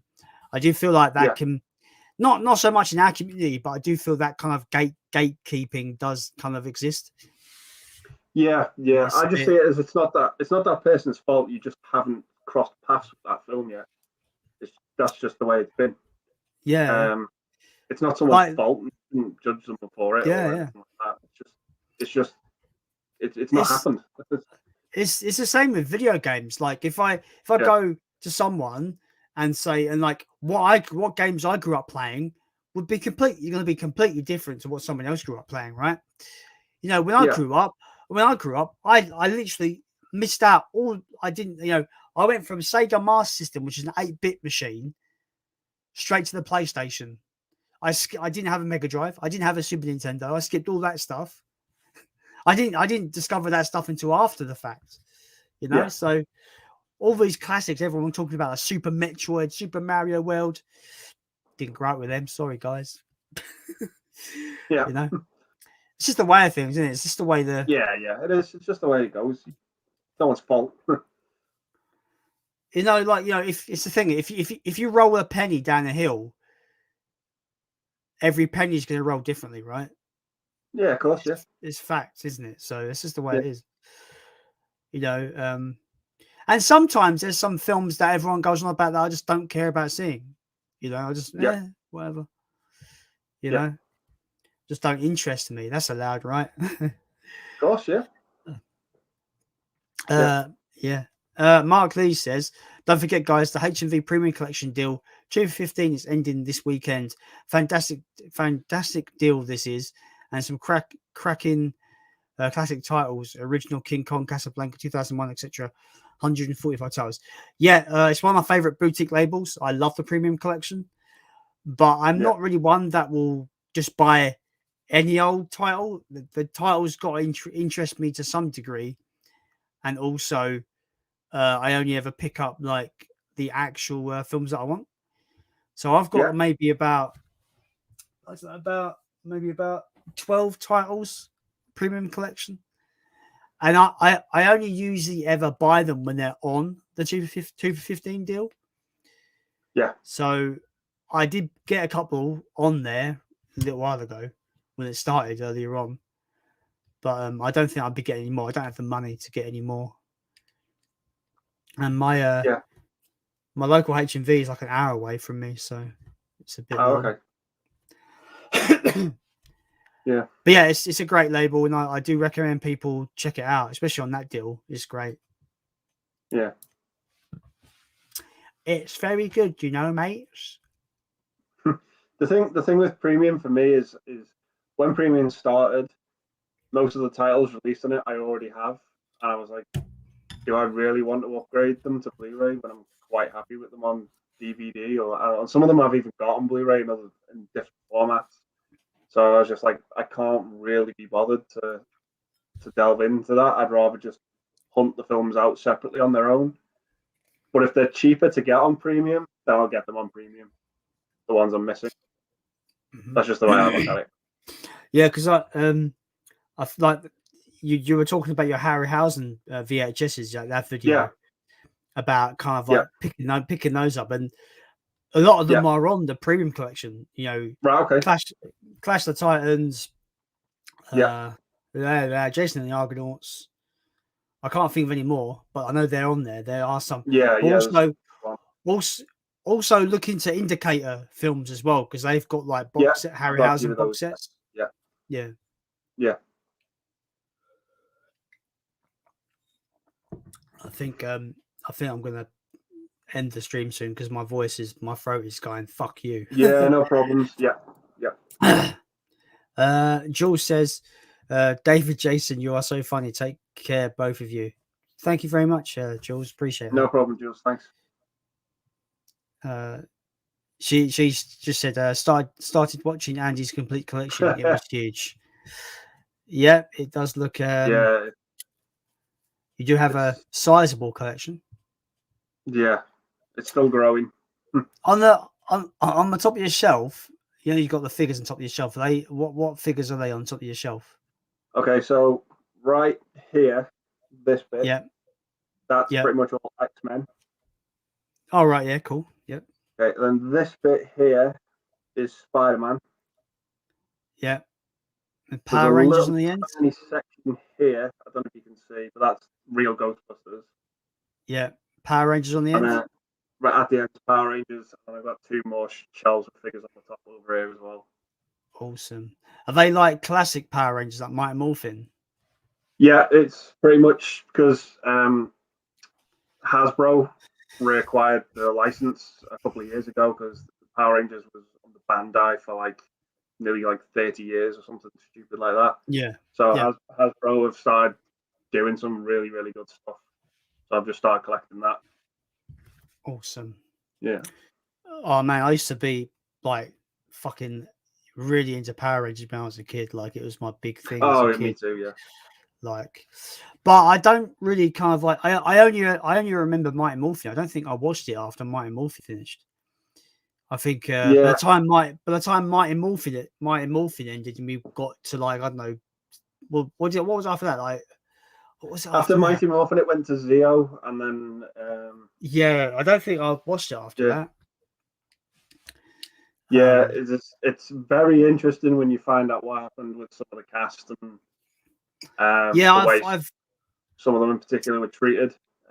yeah, because I've looked into some of that, and it's like a lot of them weren't Yeah, a lot of them didn't have a union, and some of them yeah, wanted more money. They wanted a bigger payday, and they were like no, and they apparently weren't treated very well by the production staff and stuff yeah. Well, like that.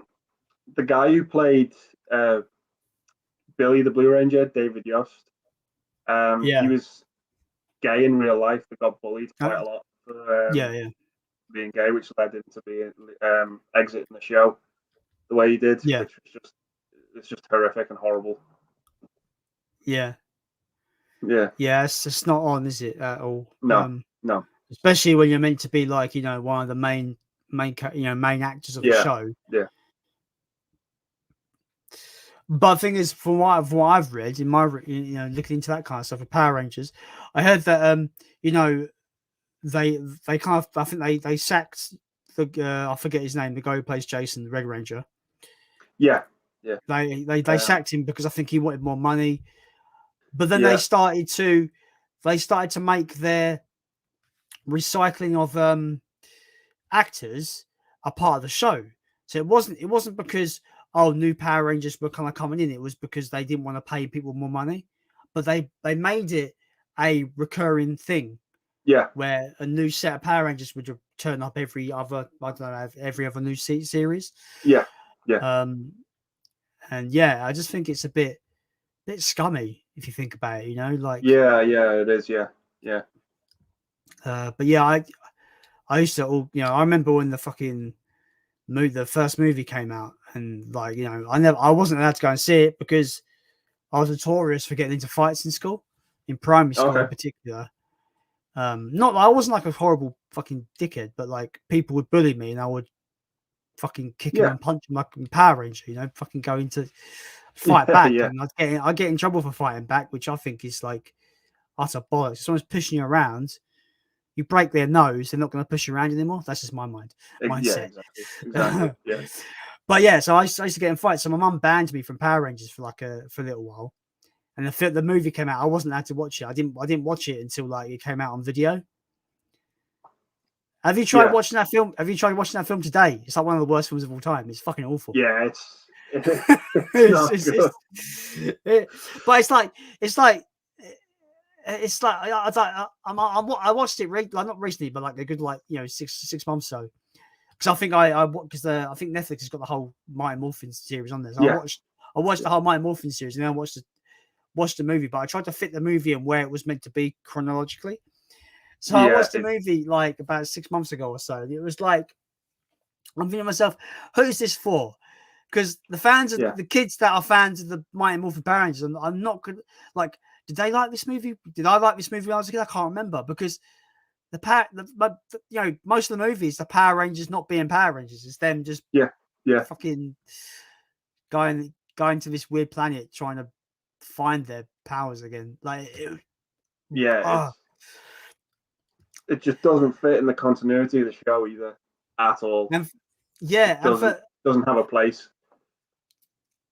for a film that came out in 1997, It's got some of the worst CGI I've ever seen in my life. Oh yeah, it's Like, atrocious. it's awful.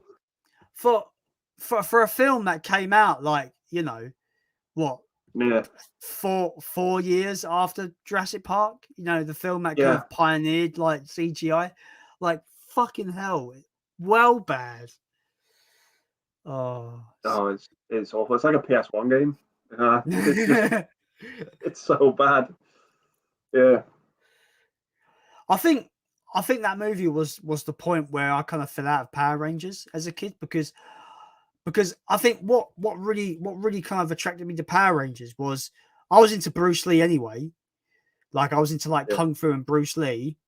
And then I was into dinosaurs. Then you had Power Rangers, which was martial arts and dinosaur robots put together. I'm like, as a kid, I'm like, that's not the greatest thing ever. And then they took away the dinosaur robots and they gave us like a fucking ape robot and a frog robot and a falcon. I'm just like, as a kid, I'm just like, these aren't as cool as the fucking Dinobots. Where's the fucking dragon? Where's the fucking Dragon Zord that you can tell is 100% inspired by Godzilla? Yeah. You can tell. Yeah. You can tell 100%. Oh man. Oh, I used to love that. Oh, mate. I want to go and binge watch some Power Rangers now. Yeah. I say that first season's still worth watching. It's still got some good moments. Right? That the whole Green Ranger saga. Yeah, Evil Green Ranger. saga it's like it's the thing that I remember the most because it was the coolest part of it. Yeah. And he had the best evil laugh in my opinion ever. Yeah. I was so gutted when they changed him to the White Ranger, but I know they did that Japanese show and everything. Oh, there's that bit where he turns up at Zordon's at the what do they call it, the command center. Yeah, he's just like he starts just fucking destroying shit. He's just like no, you and the Power Rangers be gone for good. Like he had the best evil. It was so hammed up. It was like the best evil laugh ever. It was great. Yeah, but it was fantastic. Joe, what's a fun fact? If you go to Japan and actually watch the Super Sentai, what it's based on, the Japanese show, that whole Green Ranger arc is nothing. It's complete, it's so different, and the story is so much more involved and better written and more interesting. Yeah, and actually makes some sort of sense. I have been meaning to get the Super Sentai show that turned what made Power Rangers. Yeah. But I do want to actually watch that from start to finish just to see like how what that show was like in Japan, because I can imagine it being really good. Yeah, I've got that season, that first season of Power Rangers based off of a digital copy of the Japanese original show. And it's pretty good. It really is it's a step up in story wise, definitely. But yeah, it really is a good show on its own. The thing is though, like obviously, like I rewatching Mighty Morphin Power Rangers like 6 months ago or so. Like obviously, I'm like a 35-year-old man. Like it's still entertaining as fuck though. It's still fun. Oh, absolutely. Like, I don't give a shit. It's still fun as hell. Yeah, like it's the acting's hokey and it's bad and and like hilarious. You can tell, but it's so entertaining. Like you can tell that Rita Repulsa is like the original Japanese actress, but they've just dubbed her over. Yeah. It's so, oh man, like I just like, oh man, whenever I think of like that kind of voice, like Finster, where's my potty patronus? Like her like kind of like witch, obviously like wicked witch of the West voice. Whenever I think of like that kind of like snarly, raspy kind of fucking voice, I always think of like, what did you say? Like magic wand, make my monster. Yeah, Monster Bro. Yeah. Like, oh, so good. Oh. The highlight of the show for me is Bulk and Skull. Every time they're on screen, it has me in hysterics. The two of them are just so funny. There's one bit that I remember as a kid. It's one of the big kind of like big story. I think it was like a multiple parter where Rita kind of planned to make an eclipse, so the dinosaurs, the Megazord would lose its power, and they use like Golda and Scorpina to basically destroy the Megazord for good. And there's a bit where Goldon's got the coach. They're in the Bulky Skull in the coach. And there's one bit the Skull just goes, "Why don't buses have seatbelts?" I'm like, actually, yeah. Why don't they? What the fuck? It made me realise real life is a bit strange. Oh. Yeah. I mean, we can talk about Power Rangers all day because I have so much nostalgia. Anyway, because I'm still going to talk Power Rangers, but it's funny because like when I was watching as a kid, I always just wonder like, so does Zordon does he have like a physical body, or what is he, just a floating head? Like what is Zordon? And I don't think I still know really today. I don't really know. No, I don't. What is. Yeah. Did you like the reboot movie? Part of it, yeah. I just think that movie's problem was its pacing. I just think it was a bit. It took a long time to get to where everyone wanted it to be. But when we got there, it was really good and really fun. Yeah. So I've got it on 4K. I really like it. I thought the film was good. Like, I agree. I think it has a pacing issue. I think you're right. Yeah. I thought Bryan Cranston was a great pick for Zordon. Yeah. I think he's great. I think all the cast are good. I think they're all I like that they're fairly unknown actors, so they're actually you actually learn to like them. I say unknown, but maybe people know who they are, but I didn't. But we have to bring the elephant in the room. We have to bring it up. It has the most egregious, and I mean fucking egregious, product placement of all time. Yeah. Like, who would have thought of making your fucking sponsor, your product placement, plot centric? Like, it's actually integral to the plot. Like, what the fuck? Every time, like, as much as I like the film, every time someone brings up Power Rangers 2017, I just think to myself, Golda, take us to the Krusty Kreme. Like, fuck's sake. The thing that bums me out about that film is that it bombed. It didn't do very well.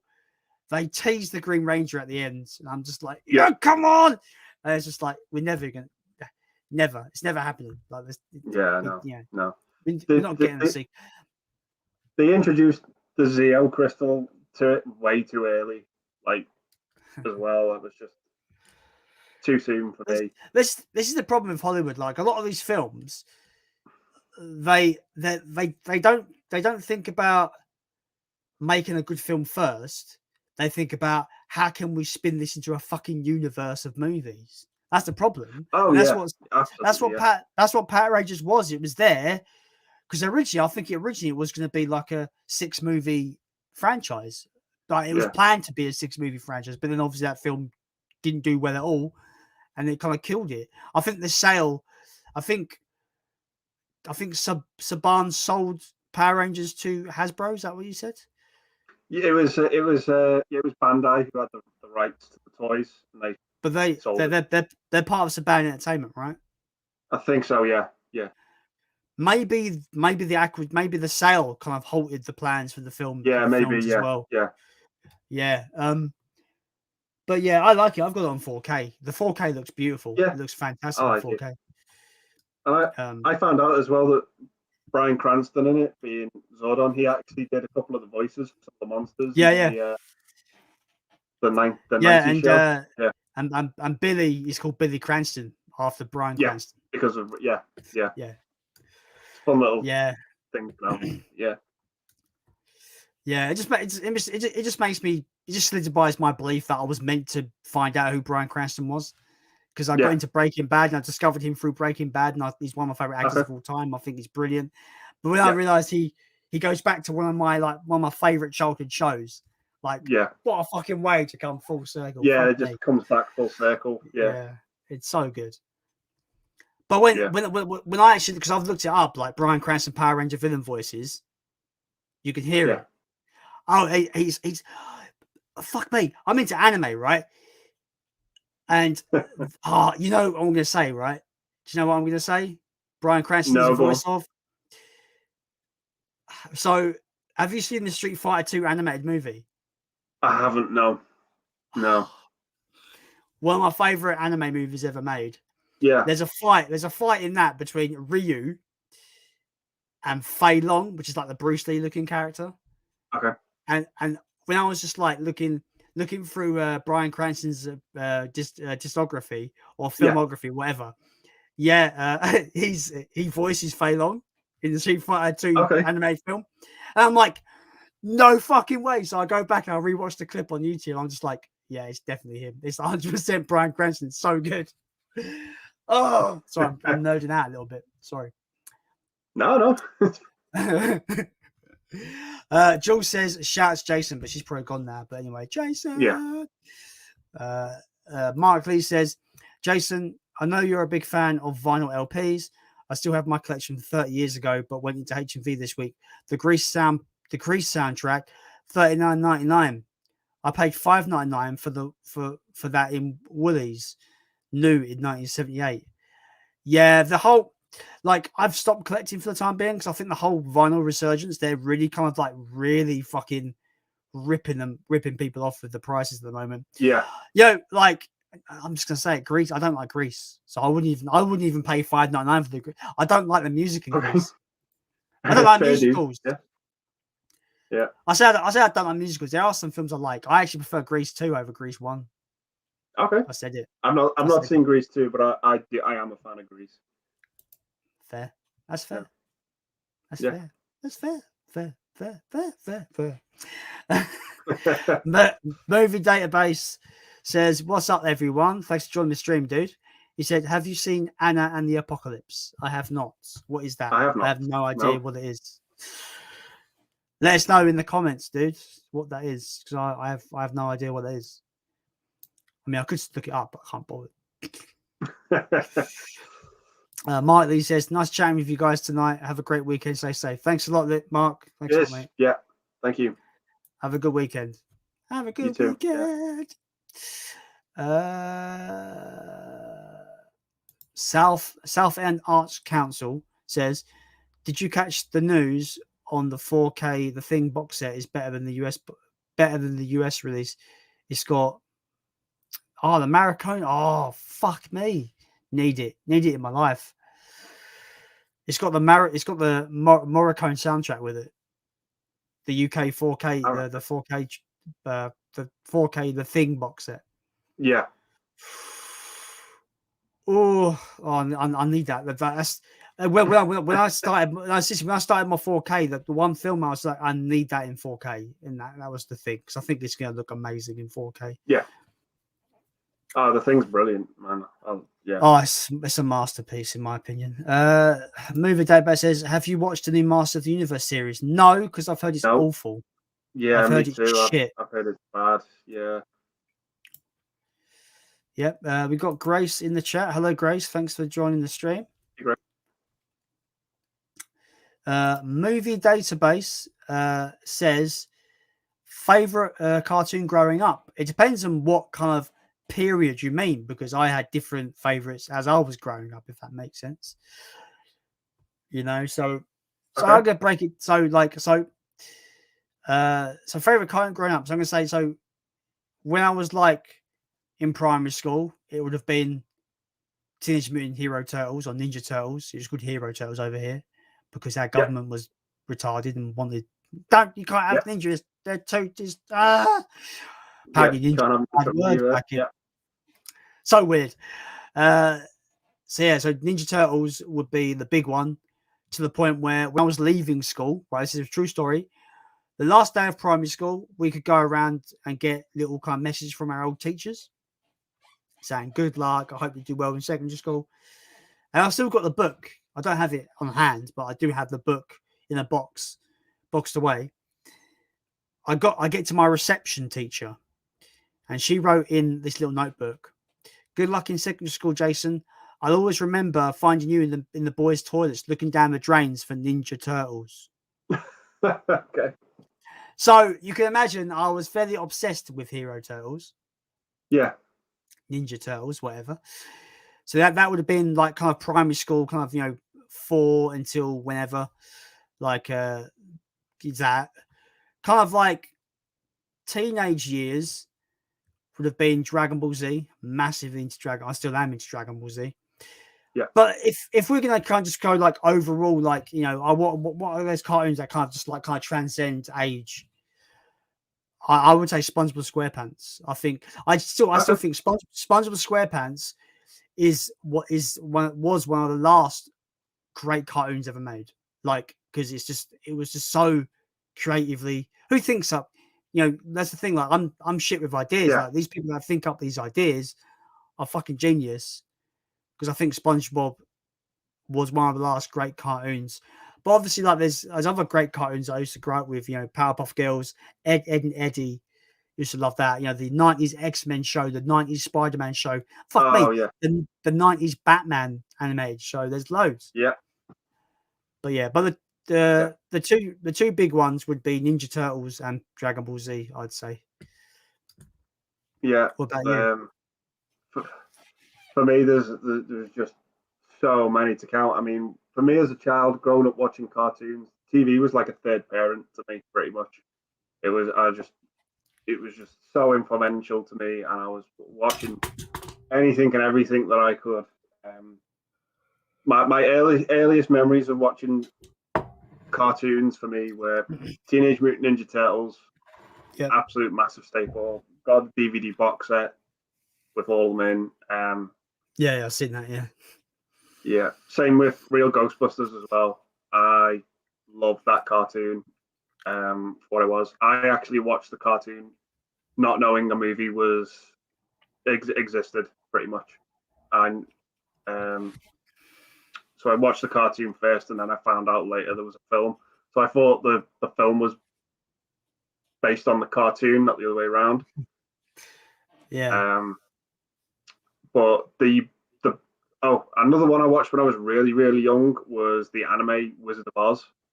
I absolutely loved and adored that show. I thought it was absolutely fantastic. It was basically a manga of an anime series of the Wizard of Oz. You can watch all the episodes on YouTube now. I just massively enjoyed that so much. But the main cartoon for me, and it's my favorite TV show ever, is Batman the Animated Series. I just love and adore that show so much. I think it holds up 30 years later. It's a miracle, that show. I love it so much. Yeah, the thing with Batman the Animated Series, for me, I still hold. I think it holds up to the point where I will fight people and say it is the greatest representation of Batman that's not the comic books. Yeah. Literally, just straight up. It's the 100% agree. Yeah, it's great. It's fantastic. It is really good. There's another part of this question. Jason, how did you get into anime? Was it from seeing one on TV or finding one such word of mouth? I remember Naruto being on TV. How amazing is that? Well, it's a bit weird because obviously, like when I was a kid, I didn't know what anime was. I just assumed they're just cartoons. So I got into Dragon Ball Z and I got into the Pokemon anime. Obviously, not knowing they were animes, they were just cartoons to me. Yeah. But as I kind of looked up more kind of Dragon Ball, because I was obsessed with Dragon Ball as a young teenager, that I just usually with it, if I had access to the internet anywhere, I just look up pictures and look up things about it. And I kept seeing the word anime all over the place, just, you know, or Japanimation, as it used to be called. Yeah. And I remember I used to like, there used to be this animated block on the Sci-Fi channel from like 9 p.m. until midnight or something, and they used to show OVA anime OVAs or anime movies. It'll either be like a bunch of anime OVAs, which will be like maybe 30 minutes long, or they'll do like a few movies. And my mum let me stay up to watch the block at one point. It's not 9 p.m, so it's watershed, so she knew it wasn't really suitable. I was about 13, 14. Yeah. I remember sitting up and I remember watching Street Fighter 2, the animated movie, which fucking blew my mind. I fucking love that film. Like, so good. After that, I think I watched, I think it was like Street Fighter 2, the animated movie, Akira, I think the third one was Ninja Scroll. Yeah. And literally, like, you know, Japamation. And when I looked up to actually, I wanted to get them on video. My mum would go and get them on video. I discovered there was a label called Manga Entertainment that would distribute them. That's what the logo on the video cassette was. What I basically recognized these kind of, you know, these kind of films and series as. So when I would go into the shops with my own like pocket money or whatever, I would just be like, I just find this little logo and just buy it, whatever looked cool. So then I would start getting like, you know, Ghost in the Shell, Urusakadoji, Legend of the Overfiend. That's really not suitable for me, but who give a fuck? Who cared back then? Who gave a shit? Yeah, Urusakadoji, Legend of the Overfiend, Gullah Go 13, all these old school, like, you know, they were old now. They were old then. They were like 80s, early 90s anime. And then it just kind of, my knowledge just came from that. I just kind of learned they were, you know, they were animated, you know, and, you know, they were done in Japan. They had you know, a lot of them weren't even dubbed. Some of them were Japanese with subtitles. But that's how I really got into it. Just discovering it on TV through like Sci-Fi Channel, and then kind of doing almost like a what's the word? You kind of just like join the dots almost. You know, oh yeah. This film's out on video, but it's out by this label called Manga Entertainment. And then you look up Manga Entertainment, they explain that they do, you know, Japanese animation, and it just spiraled from there. And I've always been I'm still a fan of the older stuff, you know, the older stuff. I'm not really a big fan of the modern stuff that much. So for example, for example, I've got a show called Trigun, which is like a 90s show. It's one of my favorites. It's fucking awesome. Yeah. How cool is this guy? This guy's awesome, by the way. That looks pretty badass. Yeah. He's got the coolest name of any protagonist ever. Yeah, cool. His name is Vash the Stampede. Oh, it's so good. That's fucking awesome, isn't it? How cool is that name? Yeah, that is, yeah.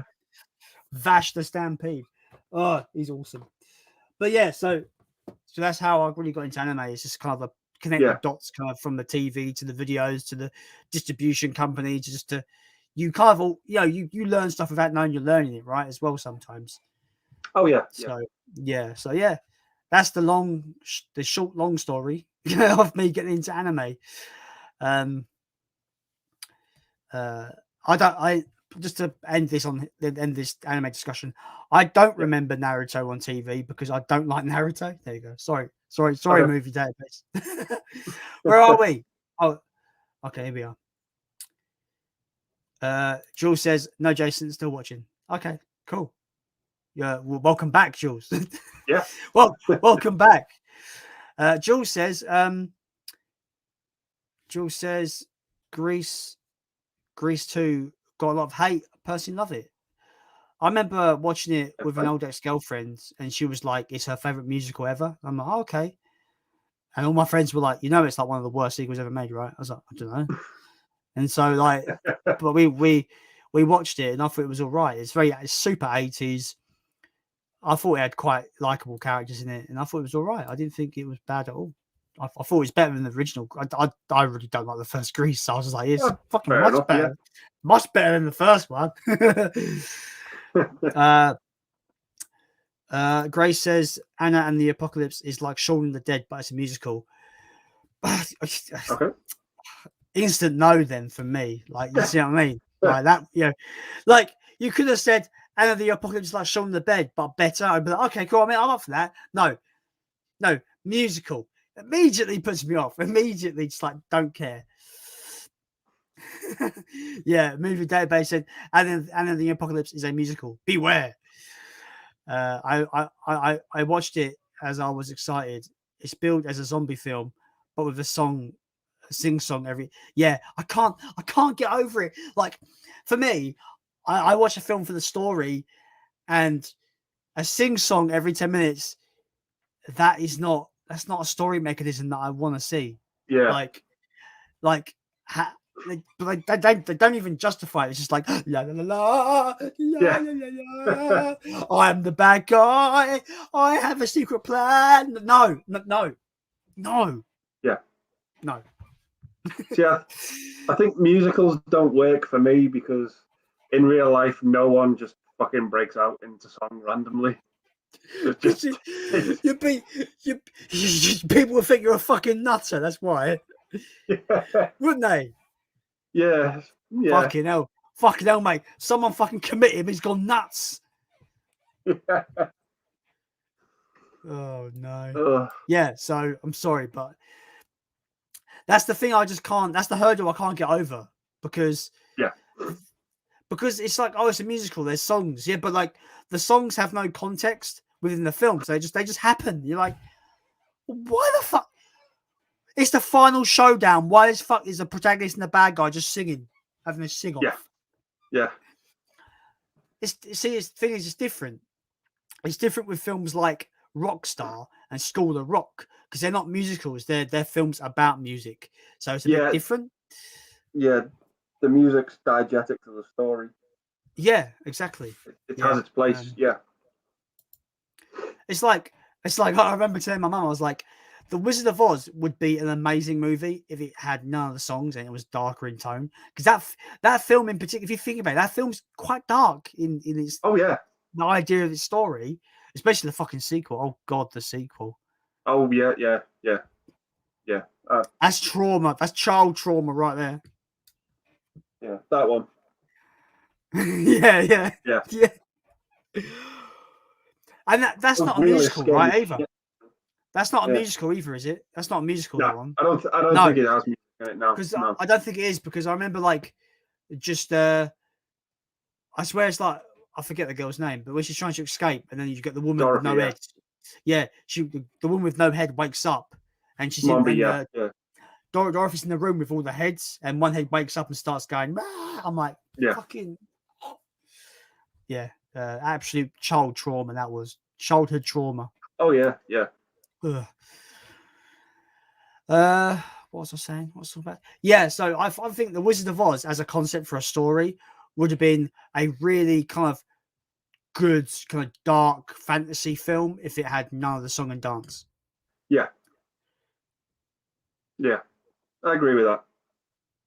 Yeah, I do still love that original film though. I think I do think it is. I mean, it's like it's a classic, right? Like I've seen it numerous times. You know, I know it, and you know, I used to always be really, really scared. When I was a kid, I used to be well scared of the Wicked Witch of the West.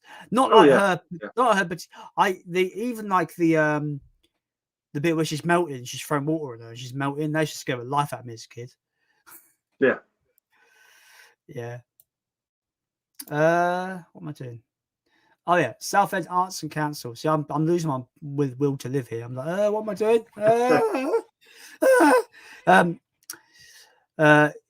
Southend Arts and Council says, I'm losing my fucking voice, man. More on the thing. It has poster, book, and the 2011 thing is $39.99. So it has the prequel with it as well. That's interesting. Okay. I hope they give us a cut where they have the practical effects intact, please. That would be nice. I've not seen the prequel. I mean, it's pretty much like it's good in that they've taken a lot of care to replicate what we saw with the other camp in the original film. Right. Okay. So when McCready goes to the other camp to see what's happened, and they find the Two-Face melted body, you kind of see how all those little nods kind of happen in the prequel, and it does all right. It's an all right movie. I don't think it's awful whatsoever. But what happened was that there's a special effects company called Amalgamated Dynamics or something like that. They're called. I forget what they're called. Something like that. Yeah. And they were in charge for the practical effects, all the practical effects. And they finished all the practical effects. It was all there. And when they showed the film to Universal was like, the practical effects aren't good enough. Put CG over the top. Okay. So it's literally like, but then again, none of us know if it looks good or not, because they might give us the practical effects cut and we might go, yeah, it actually just looks shit, because we just don't know, right? Yeah. But I will tell you, amalgamated dynamic. I forget their name. What? I'm gonna look it up now actually because it's gonna bug me. Yeah. Because I got a story. I got an interesting thing to talk about the actual FX company. Probably got the name completely wrong. You watch. I bet it's nothing what I just said.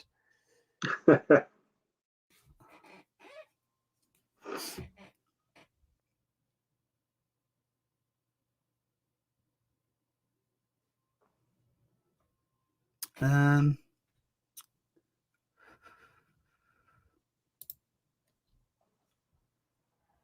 I can't find their name. Bollocks.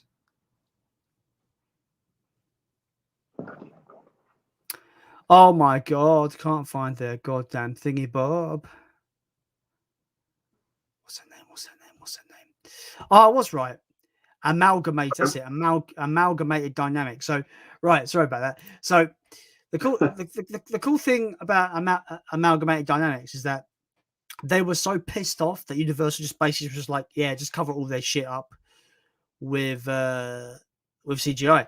They were so annoyed that they did a crowdfunding campaign to make their own film, which was successful, and they made a film called Harbinger Dawn. Okay. In the UK, it's not called that. It's called Inanimate in the UK. Right. So I respect them for going out of their way to make their own, because they went out to make their own film to prove a point, to prove that practical effects are the way forward, is king. But the film is bad. Oh, okay. It's not good. Sorry, guys, but it's not good. Amalgamated Dynamics. I'm sorry if you're watching. I'm sorry. Your film sucks. I'm sorry. Ooh. Sorry, dudes. But yeah, I mean, the practical effects are good. So your point was proven. Just the film was bad. Yeah. So basically, the film was like the Thing on a boat almost. Their film. Okay. It felt like that. It had that vibe, but yeah, obviously nowhere near as good as the Thing. Obviously. Yeah, I didn't think it would be. Jules says, "Have any of you seen Pig yet?" No, I really want to. I've heard it's amazing. I've heard it's amazing. I've not seen it yet, but looking forward to it. I'm expecting man tears throughout because I've heard it's a hard watch. Oh, right, okay. Grace, mate, we're gonna get into a rabbit hole now. Grace says, "What are your thoughts on Disney stars suing Disney?" Well, Disney are scum, for one. They are communist sympathizers. Two, they filmed Mulan next to a genocidal camp, right? So Disney are one of the worst things on the planet. They're one of the fucking scummiest fucking companies of corporations ever. Anyway, Disney stars suing Disney. Good, because it looks like Disney was in breach of her contract and she's owed money. So good for her. Fuck it. Fuck them. Yeah. Fuck them. That's what I say. So yeah, I'm on Scarlett Johansson's side. I really am. If she, she was paid 20 million, great. But if she's owed 50 million and they've breached contract, so now she's not going to get that. Yeah. And I've heard people go, "Oh, she's got 20 million. She should be happy. $20 million." I was like, yeah, but if she's contractually owed 50 million and they've broke the contract, then she's owed it. So, but all this bad press is not good on Disney. It's not a good look for Disney. No, it makes me happy because Disney are scum. I'm sorry, but they are. I'm not mincing my words with Disney. Like they thanked the CCP, the Chinese Communist Party, for letting them film Mulan, wherever they filmed it in China. I'm just like, because all these big corporations, I'm getting more political now. All these corporations, what they want is, what they want is always Chinese money. So they bow down to China, even though China are I don't have an issue with Chinese people. They're fine. It's the government of China that are absolute fucking scum of the earth. And they treat their people like they're prisoners, and it's fucking horrific. And they're mass killing monks that don't have the same beliefs as them. How this hasn't how this is just kind of pushed aside by that's why I don't trust any big corporations, because they all bow down to China. And nobody cares about us. Nobody cares about you. Nobody cares about me. They just care about how much money can they get from China. Yeah. Like, that's the thing. These big corporations, especially Disney, they have no moral compass whatsoever. They don't even know what morals are at this point. No. But anyway, that's my rant. I do apologize. Didn't mean to go. I mean, Grace brought it up. You know, that's just my opinion. But yeah, ultimately, I'm with Scarlett Johansson on this. Yeah. Oh yeah. Me too. Yeah. You know, I think it's black and white. If a contract is signed and you're signing to something that you're owed something, and then they break that contract, it's a, you know, especially in America, they see that as a very serious offense. Not an offense, but it's a very serious thing. Yeah. Yeah. So sure, she made 20 million for Black Widow, but if she, because I think because what I've read, the deal was, she was paid 20 million for the film, but then she was owed a certain amount of percentage of the profits, and and they agreed that it would, in the contract, Disney agreed with her that it would be cinema exclusive, theater exclusive, but then obviously it wasn't. It was put on simultaneous onto Disney Plus. So the attorneys are like, due to this, you're breaking contract for one, for not keeping it to a cinema exclusive, and also you can't gauge how much money you're making based on Disney subscriptions. So there's no way of calculating what she's made. But yeah, so I think they're dead in the water. Personally, I think she's they've got shot themselves in the foot. Yeah. Yeah. Anyway, don't mean to get too political, but that's just my thoughts. But yeah, I'm the kind. I don't mince my words, man. I don't care if, you know, people are allowed to disagree with me. It's fine, but I'm not gonna like bow down and just go, okay, maybe I'm wrong. But it's just, I believe in what I believe, and I believe Disney are scum. Really are scum, and it's just all for that China money, and it's just like, fucking hell. Yeah, absolutely. You know, like, anyway, I get. Platonic Guy says Cartoon Network in the 90s and early 2000s was home to some glorious cartoons. I would agree. Yes. Yeah. Absolutely. Like I said, you know, like Ed and Eddie, Powerpuff Girls, Johnny Bravo, fucking loads, man. Fucking Johnny Bravo, man. Just trying to get laid all the time. That wouldn't fly now, would it? That cartoon. It would not. No. Oh, hey, God. Hey, sexy mama. It's bad. It wouldn't fly. It would not fly. No. Movie Database says, did you enjoy the 90s and 2000s cartoons? They brought out some absolute killer cartoons. TMNT, Batman Beyond, Pinky and the Brain, more anime, Ed and Eddie, Spider-Man. Yeah, we've spoken about this already. Like, a lot of those are great. One of those not mentioned there was Beast Wars. I love that show. Never watched Beast Wars. I know of it. I think because I was Transformers was a big thing for me growing up in like the early 90s, like, you know, being like a 6-7 year old. But I think I remember like Beast Wars coming out, and I just didn't like the kind of CG style. It wasn't for everyone. There was a similar show that I think that came out a couple of years earlier called Reboot. Yeah. And had like a sort of similar style to it as well. Yeah, because it's like it was that kind of like early kind of, you know, CG animation. I just didn't think it really worked. But you know, Beast Wars is definitely one of those shows that I kind of think to myself, like, if I can get the DVDs or something, I'd definitely, you know, revisit it as an adult to see if it kind of holds up. It probably doesn't hold up animation wise, but I mean, just for like storyline wise. Yeah. There's another show. There's another show with a similar animation to that, which I thought, even as a kid, I thought this is one of the worst things I've ever seen in my life. Do you remember the Donkey Kong show? I do not know. No. It was like Beast Wars CGI animation, and you had Donkey Kong and Diddy Kong, and they go on adventures, and it was like one of the worst things. One of the worst kid shows ever. It was bad. Even though that's me as like a 10-year-old, you know, I even thought it was bad, but then revisiting some of the clips now on YouTube, it's fucking awful. Oh, it's some of the worst. Movie Database says cartoon opening themes goes to X-Men, Spider-Man. I'm going to say Thundercats. I fucking love the Thundercats theme. Animaniacs for me. Never watched that as a kid. Fantastic opening. Freakazoid as well. Brilliant cartoon. Never watched that as a kid either. Yeah.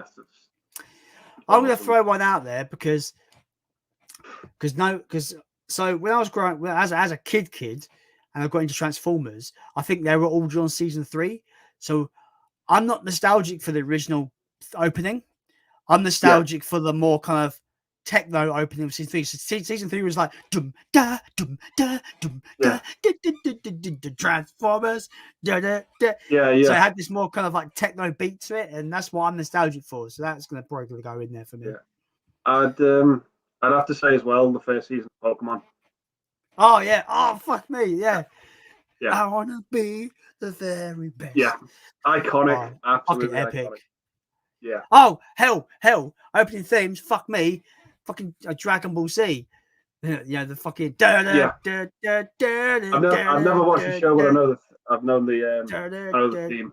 Yeah. Dragon Ball Z.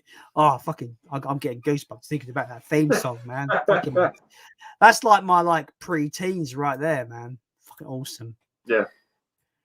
Pre-teens into my teens, actually, if I'm honest. But sorry. The way this fucking my voice is going today. Platinum Guy says Pokemon was the first anime I ever watched. Been a fan of it since I was about 4 or 5 years old. Cool. I don't think I really kind of got past the original run. I don't think I watched any more after that. Yeah, I got the first 2 seasons on DVD. That first season with that original opening and that original sort of the Indigo League with all that first 151 Pokemon, that to me is Pokemon, and sort of finished after that, in my opinion, for me. That first run. Yeah, there's a couple of episodes that were banned. So there was one where James is dressed as a woman and he's got massive boobs. That was banned. And also there's the episode where apparently it calls hundreds of Japanese children to have fucking seizures. Yeah. Are they on the DVDs, or they're still removed? No. They're removed. They've omitted them as well. Fuck. There's about 1 or 2 episodes missing off that set that I've got. Yeah. That sucks.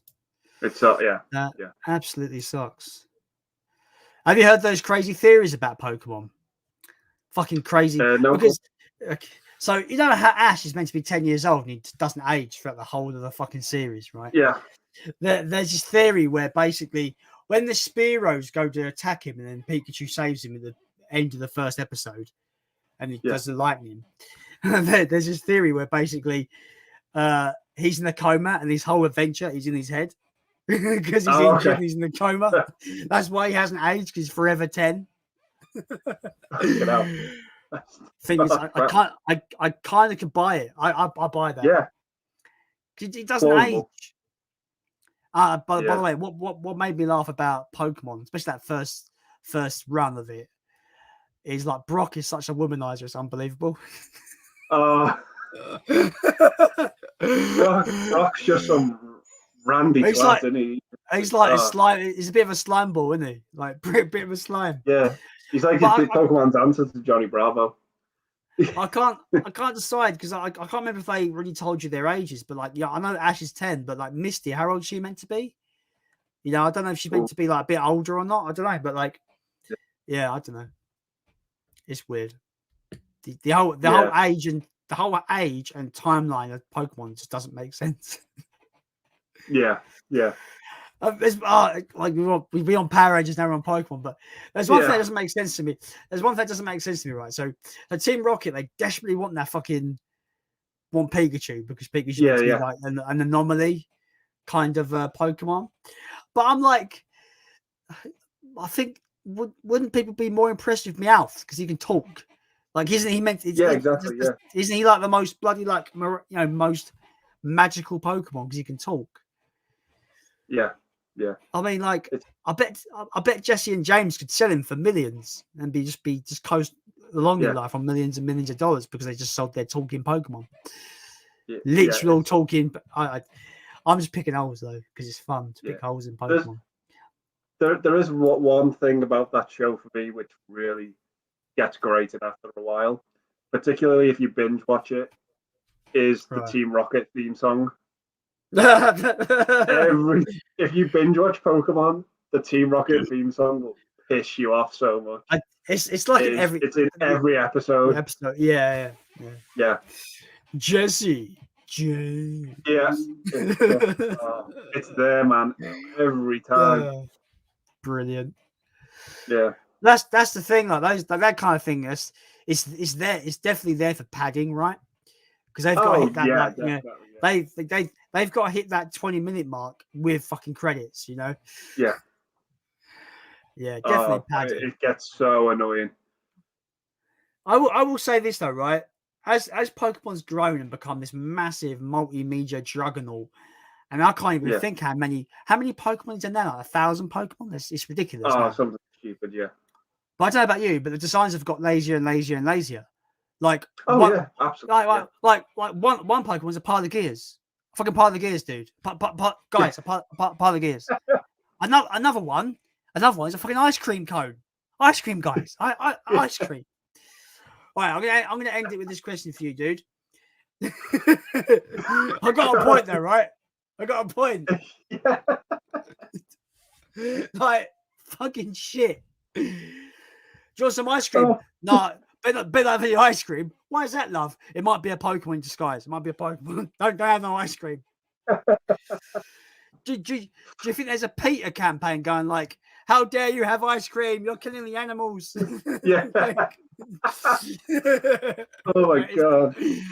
It's so dumb. It's so dumb. Anyway, I'm gonna end it. I'm gonna end this Pokemon section. Yeah. This has been brilliant, by the way. We've gone into little like tangents of stuff. Yeah. But it's been all nostalgic to me, so I've enjoyed the conversation. Yeah. So, what would you say your two favorite Pokemon are? Oh, good question. Obviously it's gotta be something from the Johto League, I think. Or the Indigo League, should say. I loved Charizard. Probably for one. And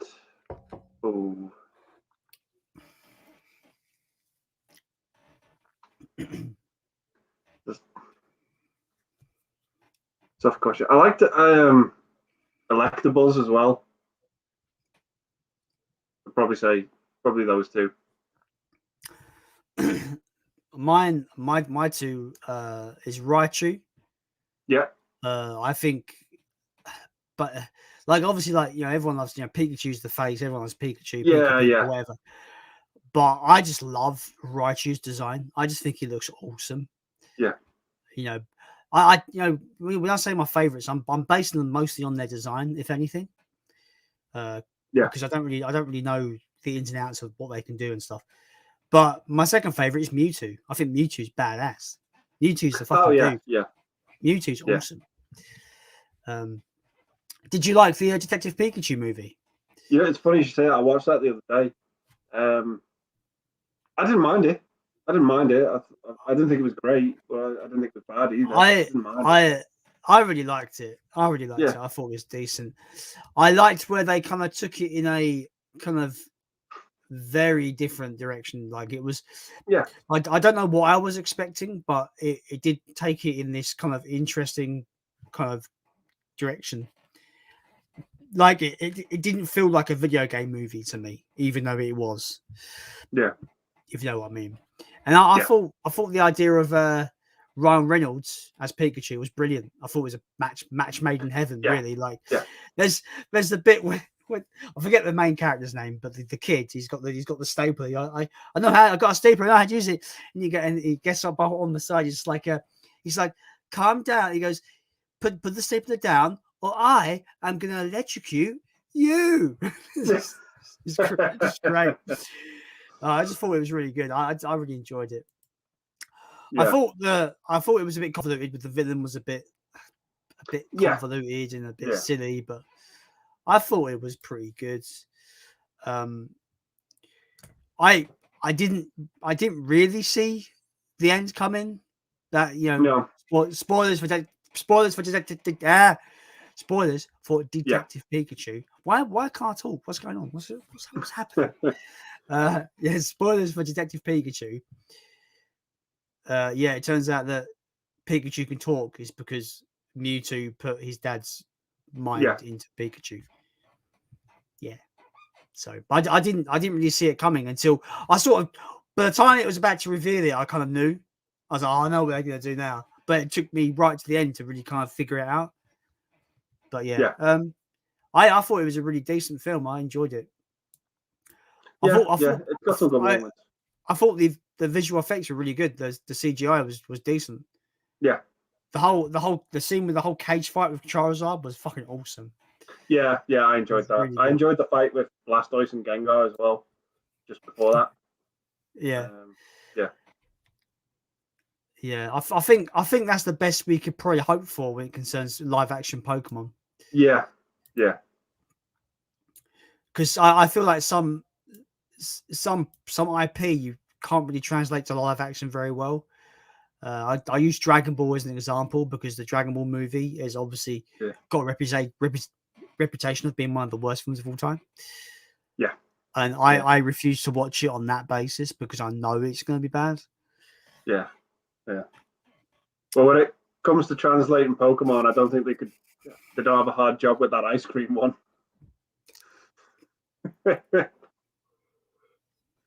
Oh, it's quite funny. Fucking ice cream, man. What the fuck? What are they doing? Speaking of Pokemon, I still got all my old cards as well. Got all 150. Yeah, fun fact. My original iteration of my YouTube channel was a Pokemon card opening YouTube channel. Oh, right, okay. Yeah. Wow. I forget what I called it. What did I call it? I think it was called something like Radical XP or something like that. It was called. Yeah. But it's just me opening Pokemon cards because I had a nostalgia for Pokemon cards. But then it just became a money pit, and I just stopped. So I've got a box in my cupboard somewhere, just a massive box just full of cards that I'm not going to even bother using, and it's just I don't know what to do with them. I don't know what to do. Movie Database says, do you remember when they brought out Pokemon the movie with the Mewtwo card inside the VHS? Yes. I don't remember that because I didn't own it. So I didn't know that was a thing. That's cool. Yeah. But I did go and see that at the cinema. I went and saw it at the cinema, yeah. And I think that film still holds up. I think those first three films really hold up. I think they're all good. Yeah. I just want to own them on Blu-ray because I don't own them. I've got the first three on DVD. Yeah. I know there's a triple pack you can get on Blu-ray. Yeah. There's like a triple pack. Pledging the Guy says, I remember enjoying Shaman King when I was a kid, as well as Digimon and Yu-Gi-Oh! Duel Masters. I never watched Yu-Gi-Oh! However, I do have a bootleg of like the entire series. Oh, right, okay. I've not watched it though because I'm all for watching stuff that I own. Yeah. I remember Shaman King. I revisited it recently. I had a bootleg DVD. I don't have it anymore, but I used to have a bootleg DVD of the first season, and I didn't like it. I thought it is proper. Like, out of all the anime that I've revisited, I used to watch, Shaman King was, seriously, like my point of view was, okay, this is really for kids, like really for kids. Yeah. So I couldn't get into it, but I do plan to get like Digimon. I do plan to get the seasons of Digimon at some point. Because I wasn't into Digimon as much as I was into Pokemon. But as an adult, as I've revisited Digimon, I say recently, but in the last couple of years, I've revisited Digimon, and I do feel it's kind of aged a bit better than Pokemon Okay. as a show, because I feel it kind of comes across as a bit more of a grown-up show about brotherhood and about friendship, and it's a bit more to it than just let's catch all the Pokemon. You know, it's a bit more. I say grounded. It's not grounded at all, but you get my point, right? Yeah. There's a bit more of a meat on there story-wise to get into than there is Pokemon. Yeah. But Yeah, I do want to get the DVD sets at some point, but there's a few of them, I think. Never watched Yu-Gi-Oh, but like I said, I've got that box set there. Yeah. Did you watch any? I watched bits and bobs of Yu-Gi-Oh. I can't really remember much of it. Digimon again, bits and bobs. Duel Masters I never watched. Either. No. The thing that kind of I always find really, really hilarious about Yu-Gi-Oh, which from what I remember, is that like they're playing this card game when they get these monsters coming out of their cards, and it's all like really, really cool. But like Yugi, the kid, Yugi, he's like a kid, but like, is he technically cheating because he's this little kid playing this card game, but he's got this fucking Egyptian god that he can just become, and he's like a master of the game? I'm like, isn't that just straight up cheating at that point? Pretty much. I swear it's like straight up cheating. Nintendo guy says, "Oh yeah, still got Pokemon the movie on VHS. That film was my childhood. Awesome. Yeah. Never had it on VHS. Never actually got it. I saw it in the cinema when I was a kid. Never actually got it on VHS. I think I got the DVD when that came out years ago. I don't own it anymore though. That's a DVD I want to get because it's a snapper case DVD, and I collect snapper cases. Yeah. So that's one I need to get at some point. That is false. That is not true. Don't listen to Jules. It's not true. You know, it's not true. You know, when we're speaking of musicals, you know films like films like Twilight and how everyone's just like, yeah, they're shit, whatever. I've not seen them, but they're people go, oh, they're shit. Like I look at that kind of movie and think, can you imagine that actually would make sense if they just started just breaking into song halfway through every scene? It actually would make sense going by what it looks like. Do you think? No, just me? Okay, I'm on my own. All right. No. I'm being weird today. Oh shit, I missed that, guys. Oh yeah. Movie database. I respect everyone's taste in anime. Yu-Gi-Oh, however, is the greatest. Actual events would take place all over the country. Cool, man. Okay. Cool. I'm just never. I don't know if he's talking about the card game. Actual events, like is it a card game? Because he's saying Yu-Gi-Oh is the greatest anime, but I don't know when he means actual events would take place. Does he mean the card games? I know the card game's pretty popular as well. I think it's probably one of the most, aside from Magic the Gathering, Yu-Gi-Oh is probably one of the most popular card games. I used to play Magic the Gathering. Do you ever play Magic the Gathering? No. It's a really, really fun card game, but once you learn the mechanics, it's really fun. But I just sucked at it. Yeah, I remember it being massive. I just couldn't get into it. Yeah. It's funny because I got into it and I showed my mate, and now he's into it more than me. I've stopped playing it. He's like fucking just put his money into new decks and all this. It's like, fuck me. Yeah. I basically gave him a money problem. Essentially, is what I gave him. Fuck. Damn it. Movie database says, Jason, we know you go to bed with. Fuck off! No, it's not true. It's not true. I go to bed with the Godzilla theme tune. Yeah,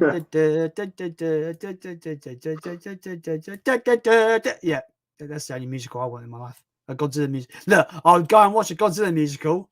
Fucking hell yes, I would. Yeah. Apparently there's an Evil Dead musical. Did you hear about that? No. Yeah, apparently it's Evil Dead the musical. I don't know about you, but it's like a stage show. So it's like a stage musical. Yeah. I'd go and see that just out of curiosity. Everyone getting soaked in blood to the music. Yeah. Thing is, though, if it's not if it's a musical, if it's not a heavy metal musical, I don't know what it could be.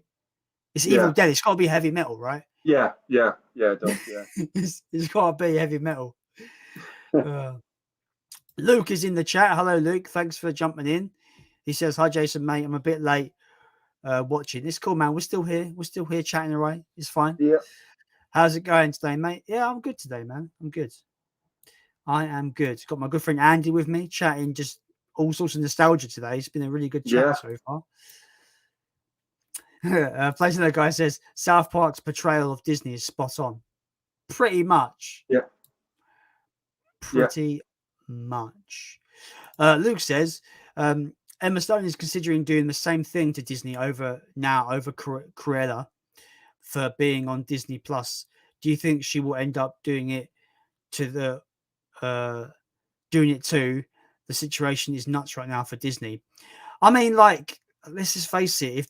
If Disney are going to dig their own grave, let them lay in it. That's what I say. Yeah. I mean, like, it's scary because I'd say they're already technically they're already in a monopoly, right? Almost, pretty much. Yeah. And I generally thought a monopoly was illegal, but maybe I'm wrong. Yeah, they're certainly buying everything up pretty much now. Yeah, and like, you know, it's funny because I remember saying something to my friends and they thought I was crazy. I said, I said to them, our governments don't run the world. The big tech companies do. Yeah. Translation, Disney runs the world. Like, if they probably do, they probably got the money and the power to do so. To be fair, I know that may sound crazy because it hasn't happened yet, but you'd be surprised how far money and power takes you. Yeah. You know, people respect people with money. That's the problem. Yeah, that's true. That's the problem. You know, but money shouldn't be a measuring stick. It shouldn't be a form of measurement at all. You know. No. You know, I'm unemployed. I'm sure you got a job, Andy. Yeah. But that doesn't make me lesser than you. That doesn't make you better than me. You know, we're two good dudes. We're both trying to, get through this crazy thing we call life. You know what I mean? Like, there's no ill will between anyone. That's how it should be. Yeah. But for some reason, like, money is kind of like this measuring stick of like, if you've got a bank with like multi-millions, you're better than the people that are like on poverty. It's not how it is. No, it's not how it is at all. But anyway, it's funny. This conversation's been weird. It's like been nostalgia bait. It's been nostalgia conversation with spatterings of politics involved. Yeah.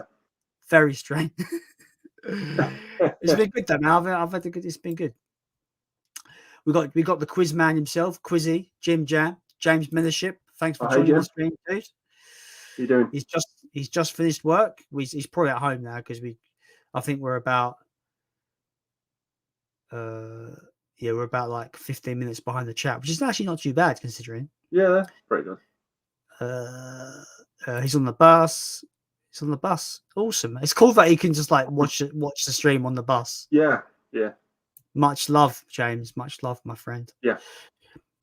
Luke says, going to see Suicide Squad tomorrow. Can't wait. Cool. I've heard it's good. Yeah. Hope you enjoy it. Yeah, I hope it's good. Yeah.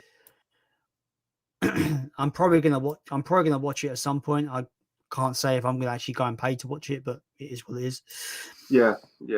You know how people don't know. I obviously not everyone goes and pays to see a film. They'll watch it with their own means.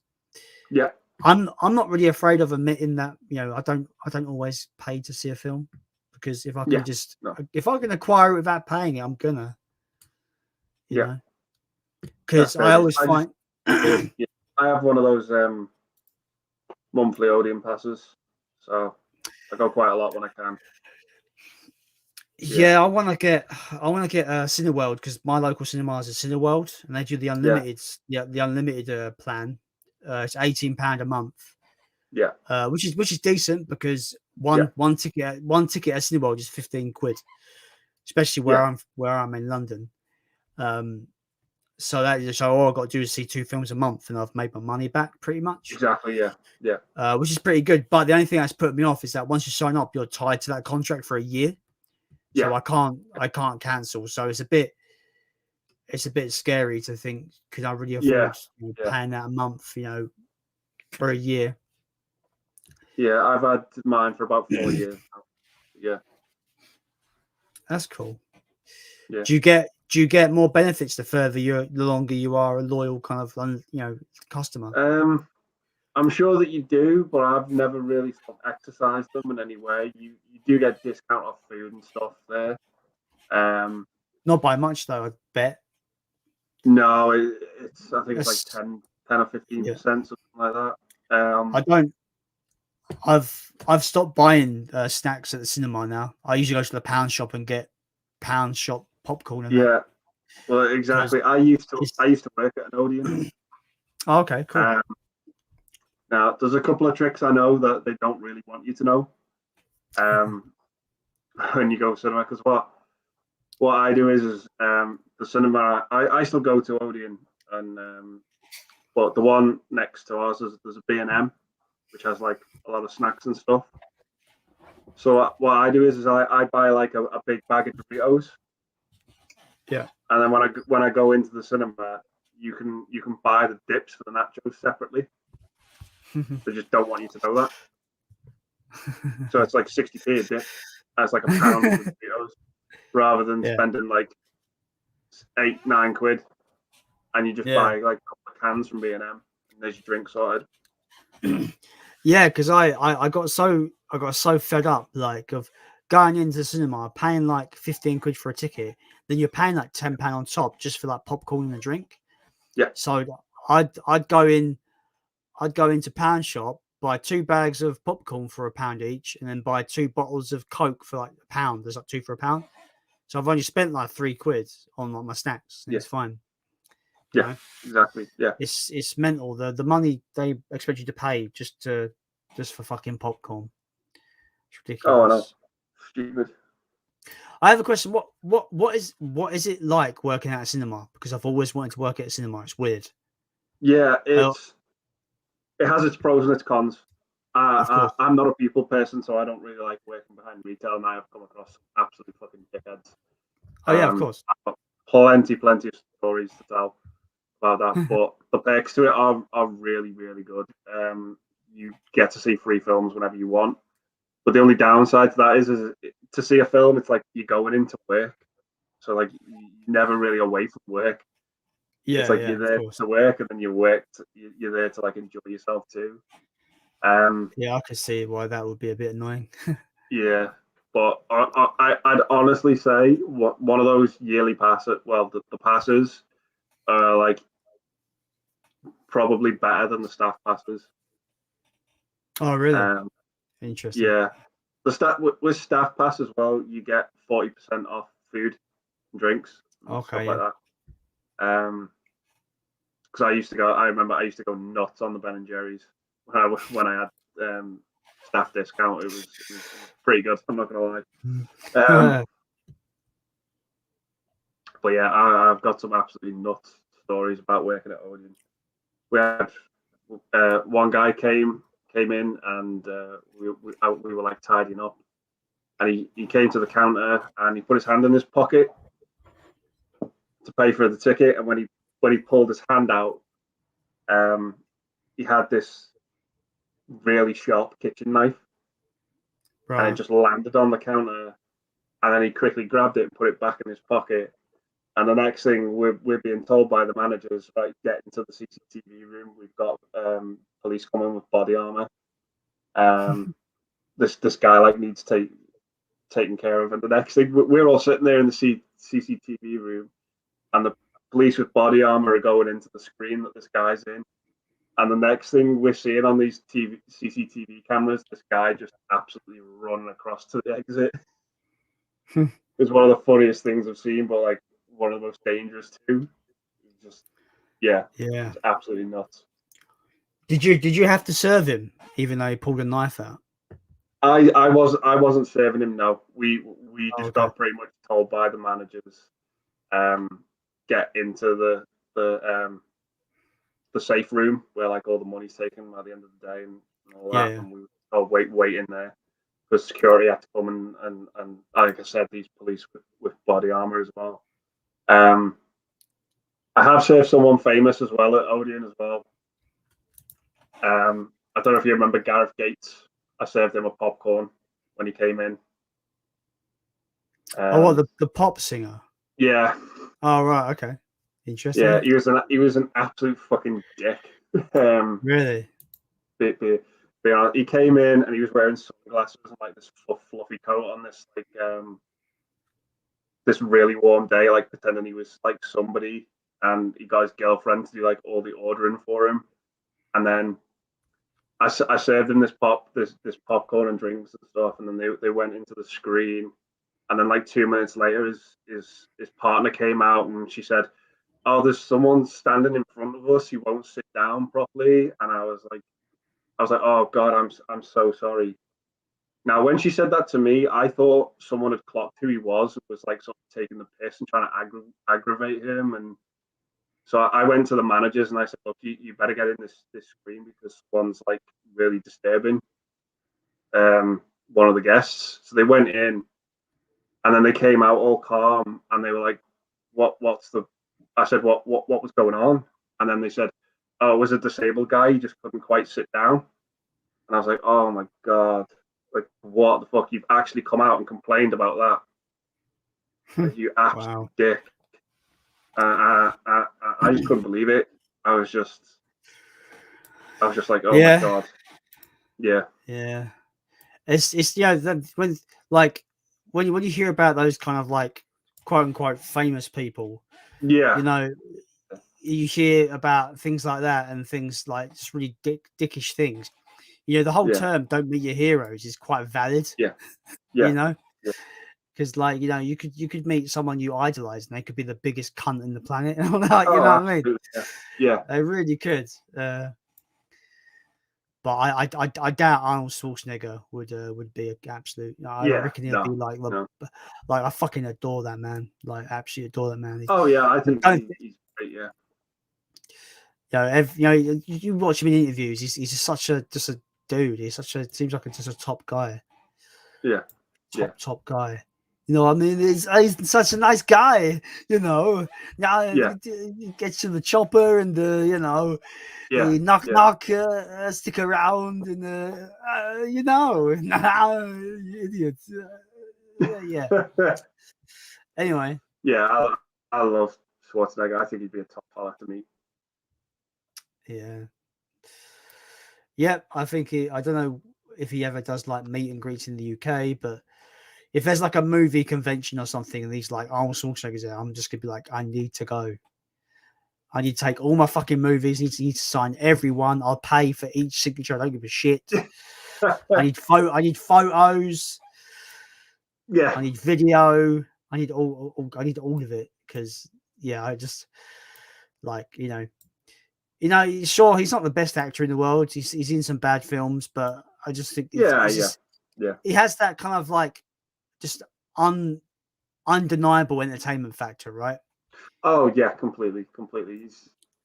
He's an absolute icon. I think. He Yeah. was sort of like, I remember he was like one of the first actors that I really got into and really wanted to. I noticed and was like, I really want to see like more work from this guy.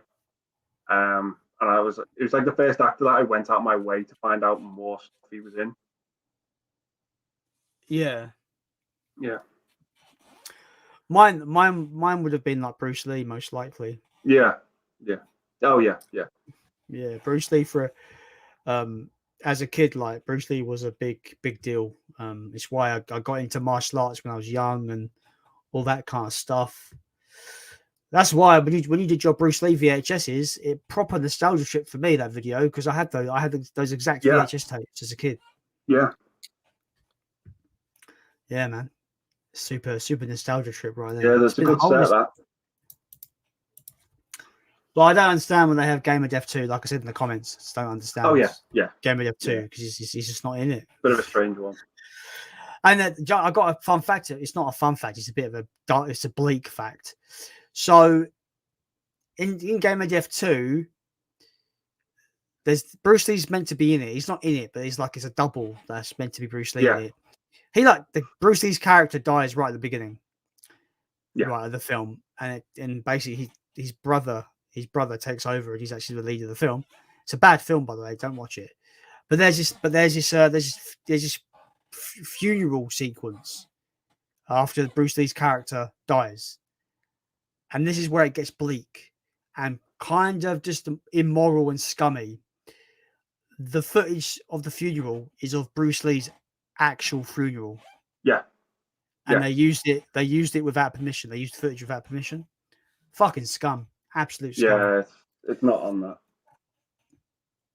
I can't think of a worse word to call someone than scum. It's the word like it's what if I've people don't like the word cunt, but I mean cunt's just fun to say. But yeah, just the word scum, like I won't want to be called scum because it's just horrible. Like, I just think when I say scum, it's just the lowest, you're the lowest of human beings, not you, just I'm just generalizing.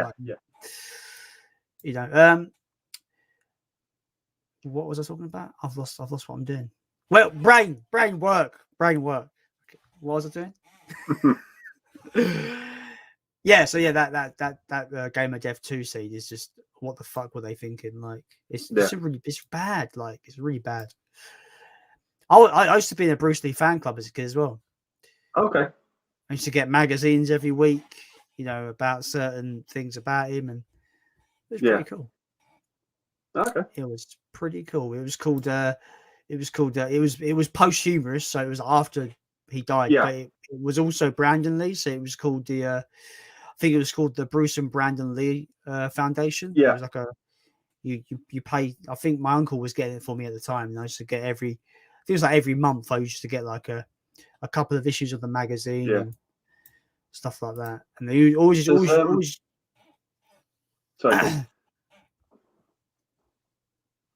Yeah, sorry, no, we've done it again. Go on, you go. I can't.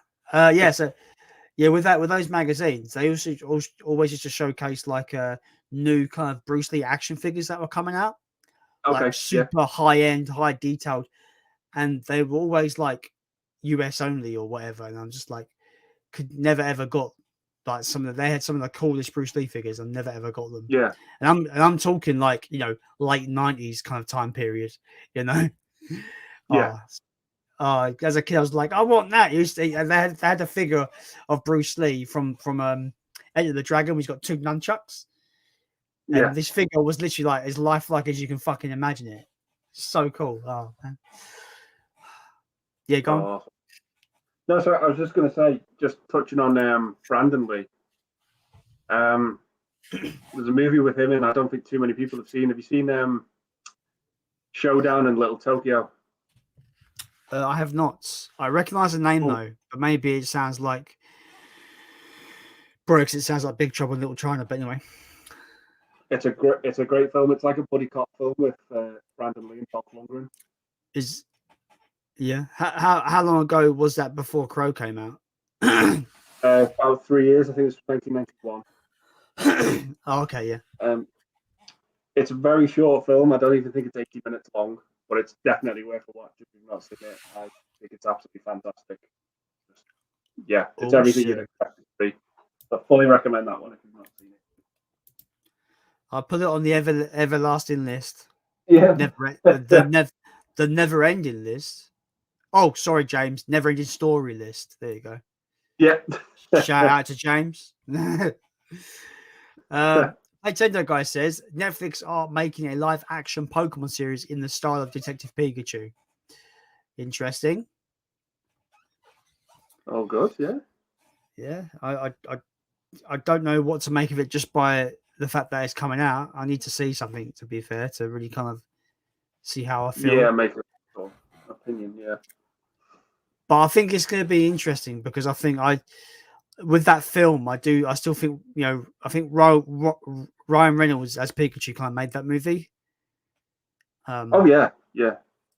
I think it wouldn't really have worked if it was just a regular Pikachu going Pika Pika Pika Pikachu. I don't think. No. I don't know if it would have worked. I think there's obviously that gag where it's like he's trying to get people to hear him talking. You can hear him, right? You just hear him going Pika Pikachu Pika. Yeah. So only the kid could hear him. I thought that's quite funny, but yeah, I don't know where they can take live action. Where if they're just going to do a kind of typical kind of, I want to be the very best, the best there ever was. Yeah. If they're going to do that, I don't know how they can where they can go with that. Because if they're going to do that, they've got to get a very likable and a very good kind of almost young actor to play a kid. Because I think, yeah, sure, the kid in the movie was fine, but I don't think he could carry the whole film. I think it's because of Ryan Reynolds' Pikachu. It kind of helped him. I don't know. It's going to be interesting. It's interesting where they where they may take that. Yeah. Players in the Go also says there's just under 900 Pokemon, and one of them can transform into a fridge.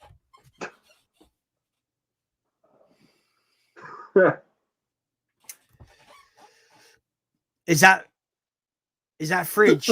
Oh, is that fridge for the ice cream Pokemon? Yeah. Yeah. They're like best mates, and they keep each other. They coexist. What does he fucking? What's he?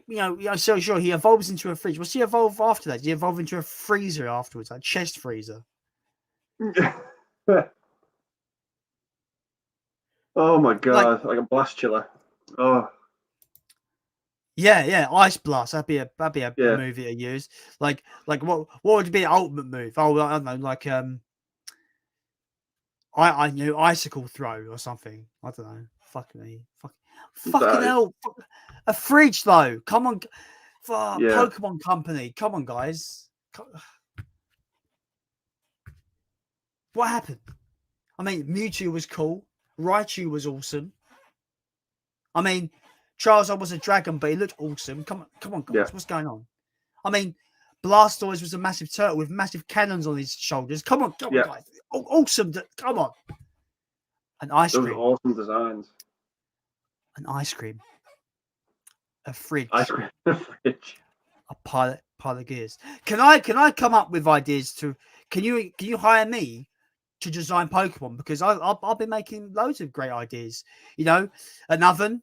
There you go. Oh, I got a great idea. I got a great idea for a Pokemon. A wood burner. How about that? Wood burner. Yeah. Wood burner. A car. That's a cool Pokemon. A car that evolves into a truck. There you go. Optimus Prime. Done. Sorted. Yeah. I got all the ideas, guys. I got all the ideas, guys. Honestly, a tire that evolves into a tricycle. I got you guys. I got it. I got all the ideas. Look. Get me on board, Pokemon Company, because I've got all the lazy ideas that you clearly want to have because you're making fridge Pokemon. Fuck's sake. Seriously. This is what frustrates me, right? People are being paid to design these Pokemon. Being paid money. Yeah. To draw a fridge with eyes. They're probably just drawing random stuff in their office and going, "Yep, that'll do." What's next? Oh, look, a turd with eyes.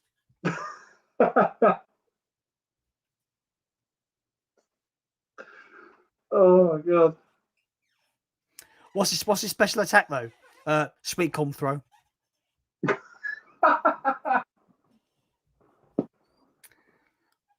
Beware the sweet corn, guys. Beware the sweet corn.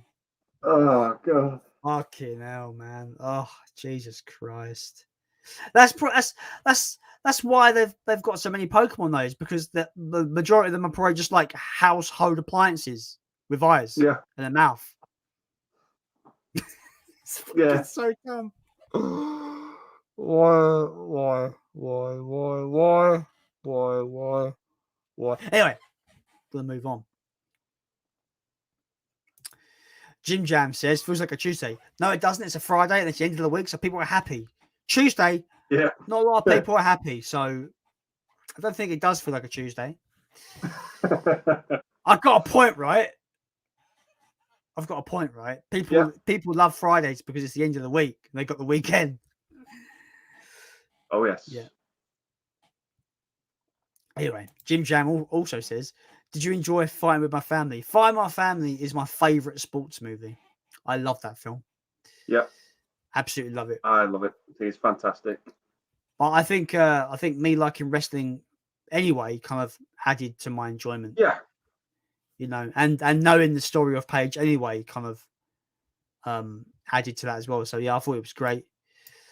Yeah. I thought it was really good. Plays the guy says, "Oh man, the nostalgia in the stream tonight is brilliant." Hell yes, it is. Yeah. Yeah. Hell yeah.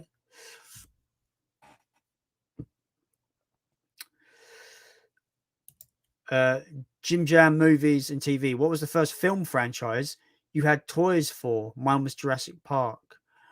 I'm probably gonna throw out there Ghostbusters. I remember having Ghostbusters toys. Probably the Okay. earliest. Yeah. Yeah, I'm looking at mine right now. Probably Star Wars.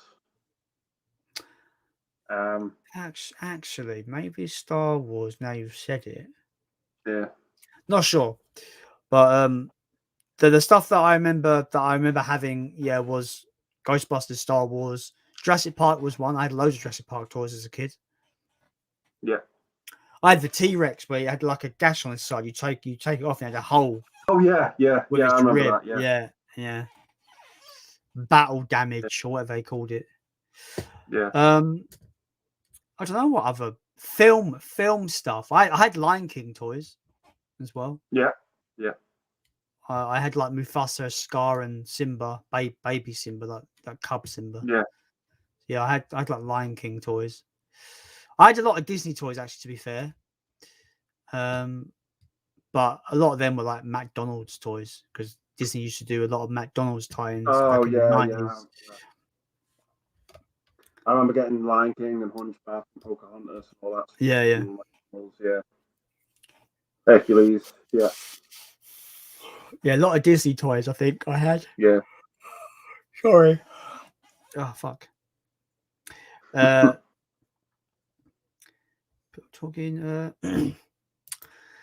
Jim Jam says, anyone remember Dungeons and Dragons cartoon series? I do, but not very well, if that makes sense.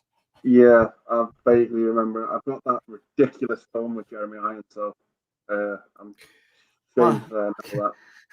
I saw that in the cinema. Yeah, I have that. Yeah, I saw that in the cinema, and I don't remember anything about it. I literally remember nothing about it.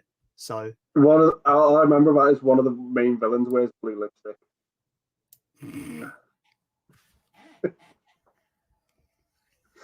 Yeah. Anyway, we all know what the best dragon movie is. Dragonheart. Fucking love that film. Cracking film, Dragonheart. Oh, I fucking love it. Like, it's probably my favorite medieval movie, if that's even a genre. It's quite a violent film for a parental guidance, to be fair. Oh yeah, there's a lot of blood in it. When he fucking when the kid who becomes king later in the film, when he gets pushed into that spike and he pulls it out, he's got a fucking hole in his heart and shit. It's brutal. Yeah. Oh yeah, I love that film. I thought that film was great. The CGI holds up quite well as well, actually, to be fair. Yeah, for a film of the time, yeah. I got that on Blu-ray. It looks pretty good on Blu-ray. Yeah. I've always liked Dennis Quaid as an actor as well. I've always thought he was a good actor. Yeah, I do. I quite like Dennis Quaid. I think he's quite good. He's kind of one of those kind of like he's under the radar kind of actors, isn't he? Yeah, He never really wrote. Yeah, he never really rose up to be like one of the big the big stars. But sometimes those lesser known names, are better than the big stars. As better actors. Yeah, because but that's the film I think of him in is Dragonheart. That's the film I remember him. That's the film my go-to Dennis Quaid film. It's awful, but I always think of Jaws 3 as well. I was in that. I've not seen Jaws 3. Yeah, I've not seen it. But I'll tell you what, right? People keep bringing up films. Oh, what film made you cry? I tell you, fucking Dragonheart every time, mate. That ending, fucking man tears every day. Yeah. Man tears. The Sean Connery dragon is dead, and it's sad. Yeah. Spoilers for Dragonheart. But even that ending, even the way he goes out is fucking brutal.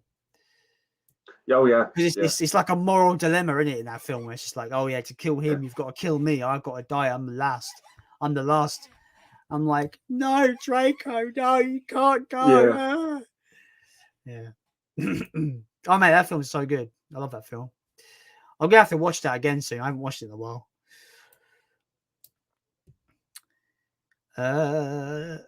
Jim Jam says, Andy, have you seen? How do you pronounce that? Svengali. Golly.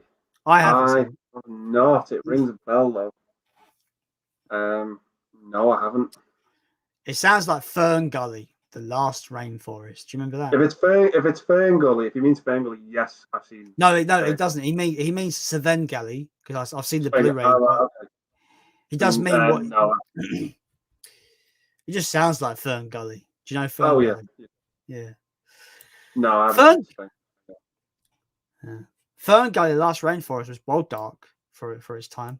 Oh yeah. But I love Like, anything with Victorian. Yeah. Yeah, it's good. Who does Tim Curry play in Fern Gully? Is it Hexus? The the ooze villain? Oh, the oil thing. Is it like oil? Yeah. Oh, does he? Yeah. There's always one thing I remember about that film, because it's just like I quote it all the time, like when I'm out and about, and if I lose my eyesight, it's like, I'm blind, oh no, I can see, it's a miracle. Yeah. The bat in that shot, in that Yeah, Robin Williams, isn't it? Yes, yeah. Oh man, Robin Williams, man, fuck me. Oh no, what a talent! What a great man! Like even like before he died, even like, you know, seeing him in like Nintendo adverts was amazing, because he called his daughter Zelda. Fucking awesome! What an awesome fucking dad, man! Awesome. Yeah. Fucking cool. Oh mate, that's so cool. Zelda. Zelda's such a cool name, anyway. Yeah. So yeah, going back to Fern. I don't know how we got into Fern Gully, but anyway. Yeah. There was a couple of cartoons, cartoon feature films as a kid that were bleak as fuck. There was Fern Gully, basically about, like, you know, pollution in the rainforest. So it had some kind of subtext like that, wasn't it? Right? Yeah. About fairies trying to save their rainforest from like the oil and all that kind of stuff. Then, did you ever see an animated film called Once Upon a Forest? I've heard of it. I've not seen it, but I've heard of it. About anthropomorphic animals, and and basically it's about them trying to basically, like, about these cubs of different, like, a little badger, a little mouse, a little like, these just little cubs of different animals. Basically, like, it's about man destroying the rainforest, and they've got to, like, try and find a new home. And they build this, like, flying machine to try and find their way to this, like, haven area where it's all safe. Yeah, it's a really kind of fun little animated family film. Yeah. But it's really bleak as well. It's quite got kind of darkness to it, because they come across it in the film. They come across an area where all the rainforest has been just torn down, and all that's left is the human machinery, like the diggers and that. And they're portrayed as like this scary, like, imposing things. It's really kind of, it's proper message, like save the rainforest messaging. But I always remember that film being quite a fun little family film. Yeah, I'd have to say one of the bleakest ones for me is Watership Down. That's one dark cartoon. That I remember that film. I remember it being, like, quite violent in its kind of, you know, quite bloody in its violence, where it's like, you know, rabbits just ripping each other's throats out and stuff. But I remember it, but I don't really have a nostalgia to it, and it didn't really affect me. I'm not affected by it as, like, people going, oh, it's fucking trauma. I can understand why it probably was traumatizing, but I don't really remember it in a way like that. Yeah, maybe it's a revisit.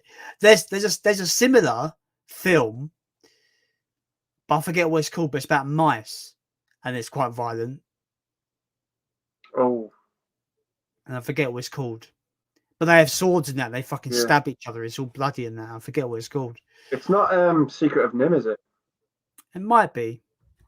That rings a bell, but I don't know. Yeah. I could be. I don't know. My memory is fucking awful. Oh yeah, Jim Jam says, "What time are you going on till tonight?" Probably when the chat basically runs its course. Basically, that's usually how I see it. If usually my guests, if they don't really care what time they finish, usually I just let the chat go until it runs out, and we call it a day. Jim Jam says, "I'm always here, Mr. Brett. Never miss a stream, even though I am on the bus that stinks of piss." Well, just a bit of advice. Just don't get on don't get on the piss bus. Obviously, The piss bus. I mean, if it says on it, piss bus. This bus is for pissing. Don't go on that bus. Yeah. I mean, I think it would be simple, right? Some in London we have piss buses, but they're numbered. They're usually like they got M before the number because they're night buses. We know the night bus is going to smell like piss because you have drunk people on night buses. So I know to if it's late, get the train. Don't get the night bus because you're going to smell piss. Yeah. What am I talking about? What am I doing with my life? I don't know. Jim Jam says, "Godly." That was an awful impression. I do apologise. Oh, God. Right, left, right, up, down, all around. He also says, I never buy snacks at the cinema. Yep, you save a lot of money. Yeah. Save a lot of money. A lot of money. Another guy says, my local cinema charges £8 for a hot dog. That's almost as bad as ice cream Pokemon. Yeah, that's pretty bad. Ouch. Fuck me, £8. I can get about fucking like 3 Blu-rays for that. Yeah. It's crazy. It's crazy prices. Luke says, I watched Mortal Kombat, the new movie, the other day and absolutely loved it. It was fantastic. Have you seen it, guys? 10 out of 10 for me. I wouldn't go that far. 10 out of 10. That's way. It's nowhere a 10 out of 10 film for me. I think it's got a lot of issues, but it's fun, right? It's fun. I'd say for me it was dumb. probably about 7 out of 10. Yeah, I'll say so. Yeah. I'll say so. Yeah. I'll say so. There's a lot of plot contrivances with that film. It's like Other Worlds. They've won 9 consecutive Mortal Kombats, and they're about to do the 10th Mortal Kombat. If they win that, they get to take over Earthrealm. So why wait until now to send your goons to go and just kill the champions? Why haven't you done that earlier? I don't.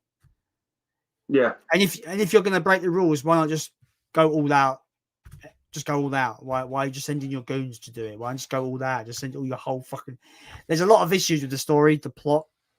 Yeah. I think, but it's a fun turn your brain off movie. But if you want to get into if you want to get into the specifics, it is a bit of a mess plot wise. But who wants to get into Mortal Kombat plot when we've already talked about it? Anyway. Jim Jam says he's off. Thanks, James, for jumping on. Appreciate it. Jim. Have a good weekend. Luke says he's off. Brilliant watching you guys. Thanks, Luke. Thanks for jumping on as always. Yeah. Playtone guy says Robin Williams and his daughter Zelda died. Did a few ads for Zelda games back in 2011. Very heartwarming ads. Well worth searching. Yeah, really good adverts. Really good. Like I think I've seen ones where they're playing with DS and they're playing like DS games and stuff. Yeah. Yeah. Robin Williams, fucking legend, absolute legend. Oh, absolutely. Yeah. That's why I'm like, I've not seen the Aladdin remake. I'm just like, how can you remake Aladdin without fucking Robin Williams as the genie? Like, how? Have you seen it? Yeah, it's you know Will Smith's probably the next best choice. I think. I mean, Mm. he's fine. He's fine as the genie. But for me, you know, I don't think any of the Disney live action remakes are better than the animated ones. You know, every one that's come out, I will always choose the animated one over the live action one anyway. Um, but yeah, it's fine for what it is. It just the original one has that Robin Williams magic about it. Just, Yeah, it's so good. It can't be topped for me anyway. But yeah, it's like the Lion King one kind of just makes no sense to me because yeah, they go for this hyper realistic, you know, they look like lions, they're the hyper realism. But the problem is that real cats don't emote, so yeah, that doesn't have any of the emotional weight the animated film yeah, does. You know, yeah, Simba looks the same as he did moments before Mufasa dies, to the point where he's like all sad because Mufasa's dead. Like I'm just like, yeah, but your face is the same. Like there's no yeah, there's no emotion there at all, yeah. and it's very You can't hard. translate that. Yeah, And it's very hard, especially for I can imagine even harder for an actor to portray sadness in just your voice. You know, I think it's quite hard yeah, to do that, and yeah, that remake just did nothing, absolutely nothing for me. yeah, I didn't, I when it was announced, I was like, fucking hell yes, I'd watch a remake of yeah, Lion King where it's all like realism and that sounds cool. But when I saw it, I'm just like, yeah, this is missing a big part of what made the animated film great. yeah. For me, I think well, The Lion King and both The Lion King and Aladdin for me, I think one of the big problems that those two movies have is they both rely on the fact that you have to have seen the animated ones to get what's going on Oh, okay. because they don't really have the storytelling isn't really that great. It just sort of relies on you and your familiarity with the animated ones to drive the story forward. I think Is personally. is what do you call it? Is the Aladdin thing? Is it like shot for shot or not really? Is it its own thing? It's I wouldn't say it's shot for shot, but it's the same. It's the same beats that Yeah, yeah. the animated ones have. It's I absolutely adore the animated Aladdin. yeah, Like if yeah, you watch it now, it still looks unbelievably good. Like you know, yeah, animation wise, I love the way it opens with that kind of merchant, singing that song about Arabia. It's fucking yeah. awesome. Like you know, and like you know, it's funny how I say that I don't like musicals, but like I don't really consider any of the Disney animated films musicals whatsoever. No, no, They have songs in them, but they're not no, I really don't. kind of. Yeah, I would never ever consider them to be musicals. Is that weird? That's kind of weird, actually. yeah. No, I get what you're saying there. I think because I think the music for Disney films is a staple for Disney anyway. It sort of comes with the Yeah, yeah, territory. You know what you're getting into. yeah. Um, but yeah, no, it's yeah. I just don't think the live action ones touch the can come close to holding the candle to the animated ones. I don't know if I'm in the minority with this opinion, but is it just me or was 90s Disney basically, you know, golden era kind of Disney? 'Cause I think it might have been. Yeah, Because yeah. because the eight because the 80s absolutely fucked them up. They were fucked in the Oh yeah, 80s. yeah. Absolutely. Absolutely. Like Yeah, but yeah, I think the 90s, what did we have in the 90s? We had like, you know, Aladdin, Lion King. I don't know what Beauty and else. the Beast. Yeah, Beauty and the Beast. We had all the yeah, ones that we all consider classics now. yeah. Yeah. Hunchback. Yeah. Yeah. Yeah, Hercules. Mulan, Hercules. Yeah, Yeah. Pocahontas. Yeah. yeah, I think that's 90s. Yeah. Yeah. Yeah, there's a lot of Yeah, I was just looking at them up there. But yeah. lot of them. With that, I still like the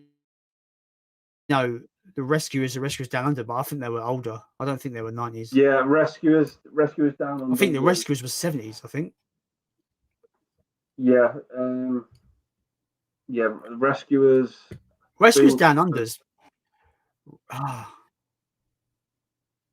Rescuers Down Under was released just Hello? before Beauty and the Beast. Am I still? Can you hear me? You completely cut out. You completely cut out for like a good 10 seconds. So I didn't hear anything you said then. Oh, sorry. I was just saying. I think Rescuers Down Under was released just before Beauty and the Beast, so late 80s. Oh, okay. Yeah. What was it? Rescuers Down Under, right? As an adult, that film is literally Wolf Creek, but for children. Because it's bleak as fuck. It's well dark. He kidnaps the boy just to get that eagle. I don't really understand the film fully. I've not seen it in years, but I loved both of those films. They're almost like fucking James Bond movies, but with mice.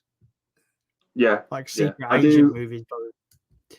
Yeah, I do prefer Rescuers Down Under though, just a smidge more. But yeah, it's the one I'm just the one that I remember the most out of the two is the second one. Oh yeah. Yeah, a lot of people don't really like the Black Cauldron, but I think that's quite a good one of Disney's best in my opinion. It's I think it might be my favorite. I've not seen it in years though, and it fucking needs a UK Blu-ray release desperately. It fucking needs it. I know it's come out in the fucking Disney Movie Club, whatever it's called, which I think is a slap in the face to general fans, an absolute slap in the face because. And it's obviously going to be regionally locked, which it's even worse. Yeah, that film's so good though. I love Black Cauldron.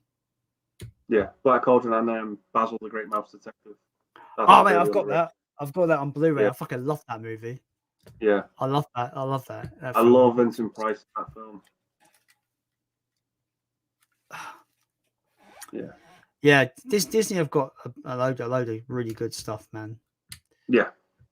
No, but I think 90s was just king. I think for Disney. Oh, absolutely, yeah. You don't really see them do traditional. They just don't do traditional animation anymore, do they? No. I think the last one they did was Princess and the Frog. Really? Yeah. It's that was hand drawn. Yeah. Yeah, it's literally CGI and live action there, isn't it? Yeah. It's a shame. It's a shame. However, I will say Big Hero 6 is probably one of the better animated ones they've made in terms of CG. It's one of my favorite. I absolutely adore that film. Yeah, I love Big Hero 6 and Wreck-It Ralph. I think they're the better of the more recent ones they've done.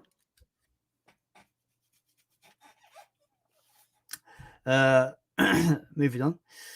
Lots of different sparks of conversation that I'm really enjoying. Yeah. Scotty's Movie says, "Hi guys, hope you're well. I'm back on the charity shop hunt in the morning. Wonder if I will find any gold this weekend."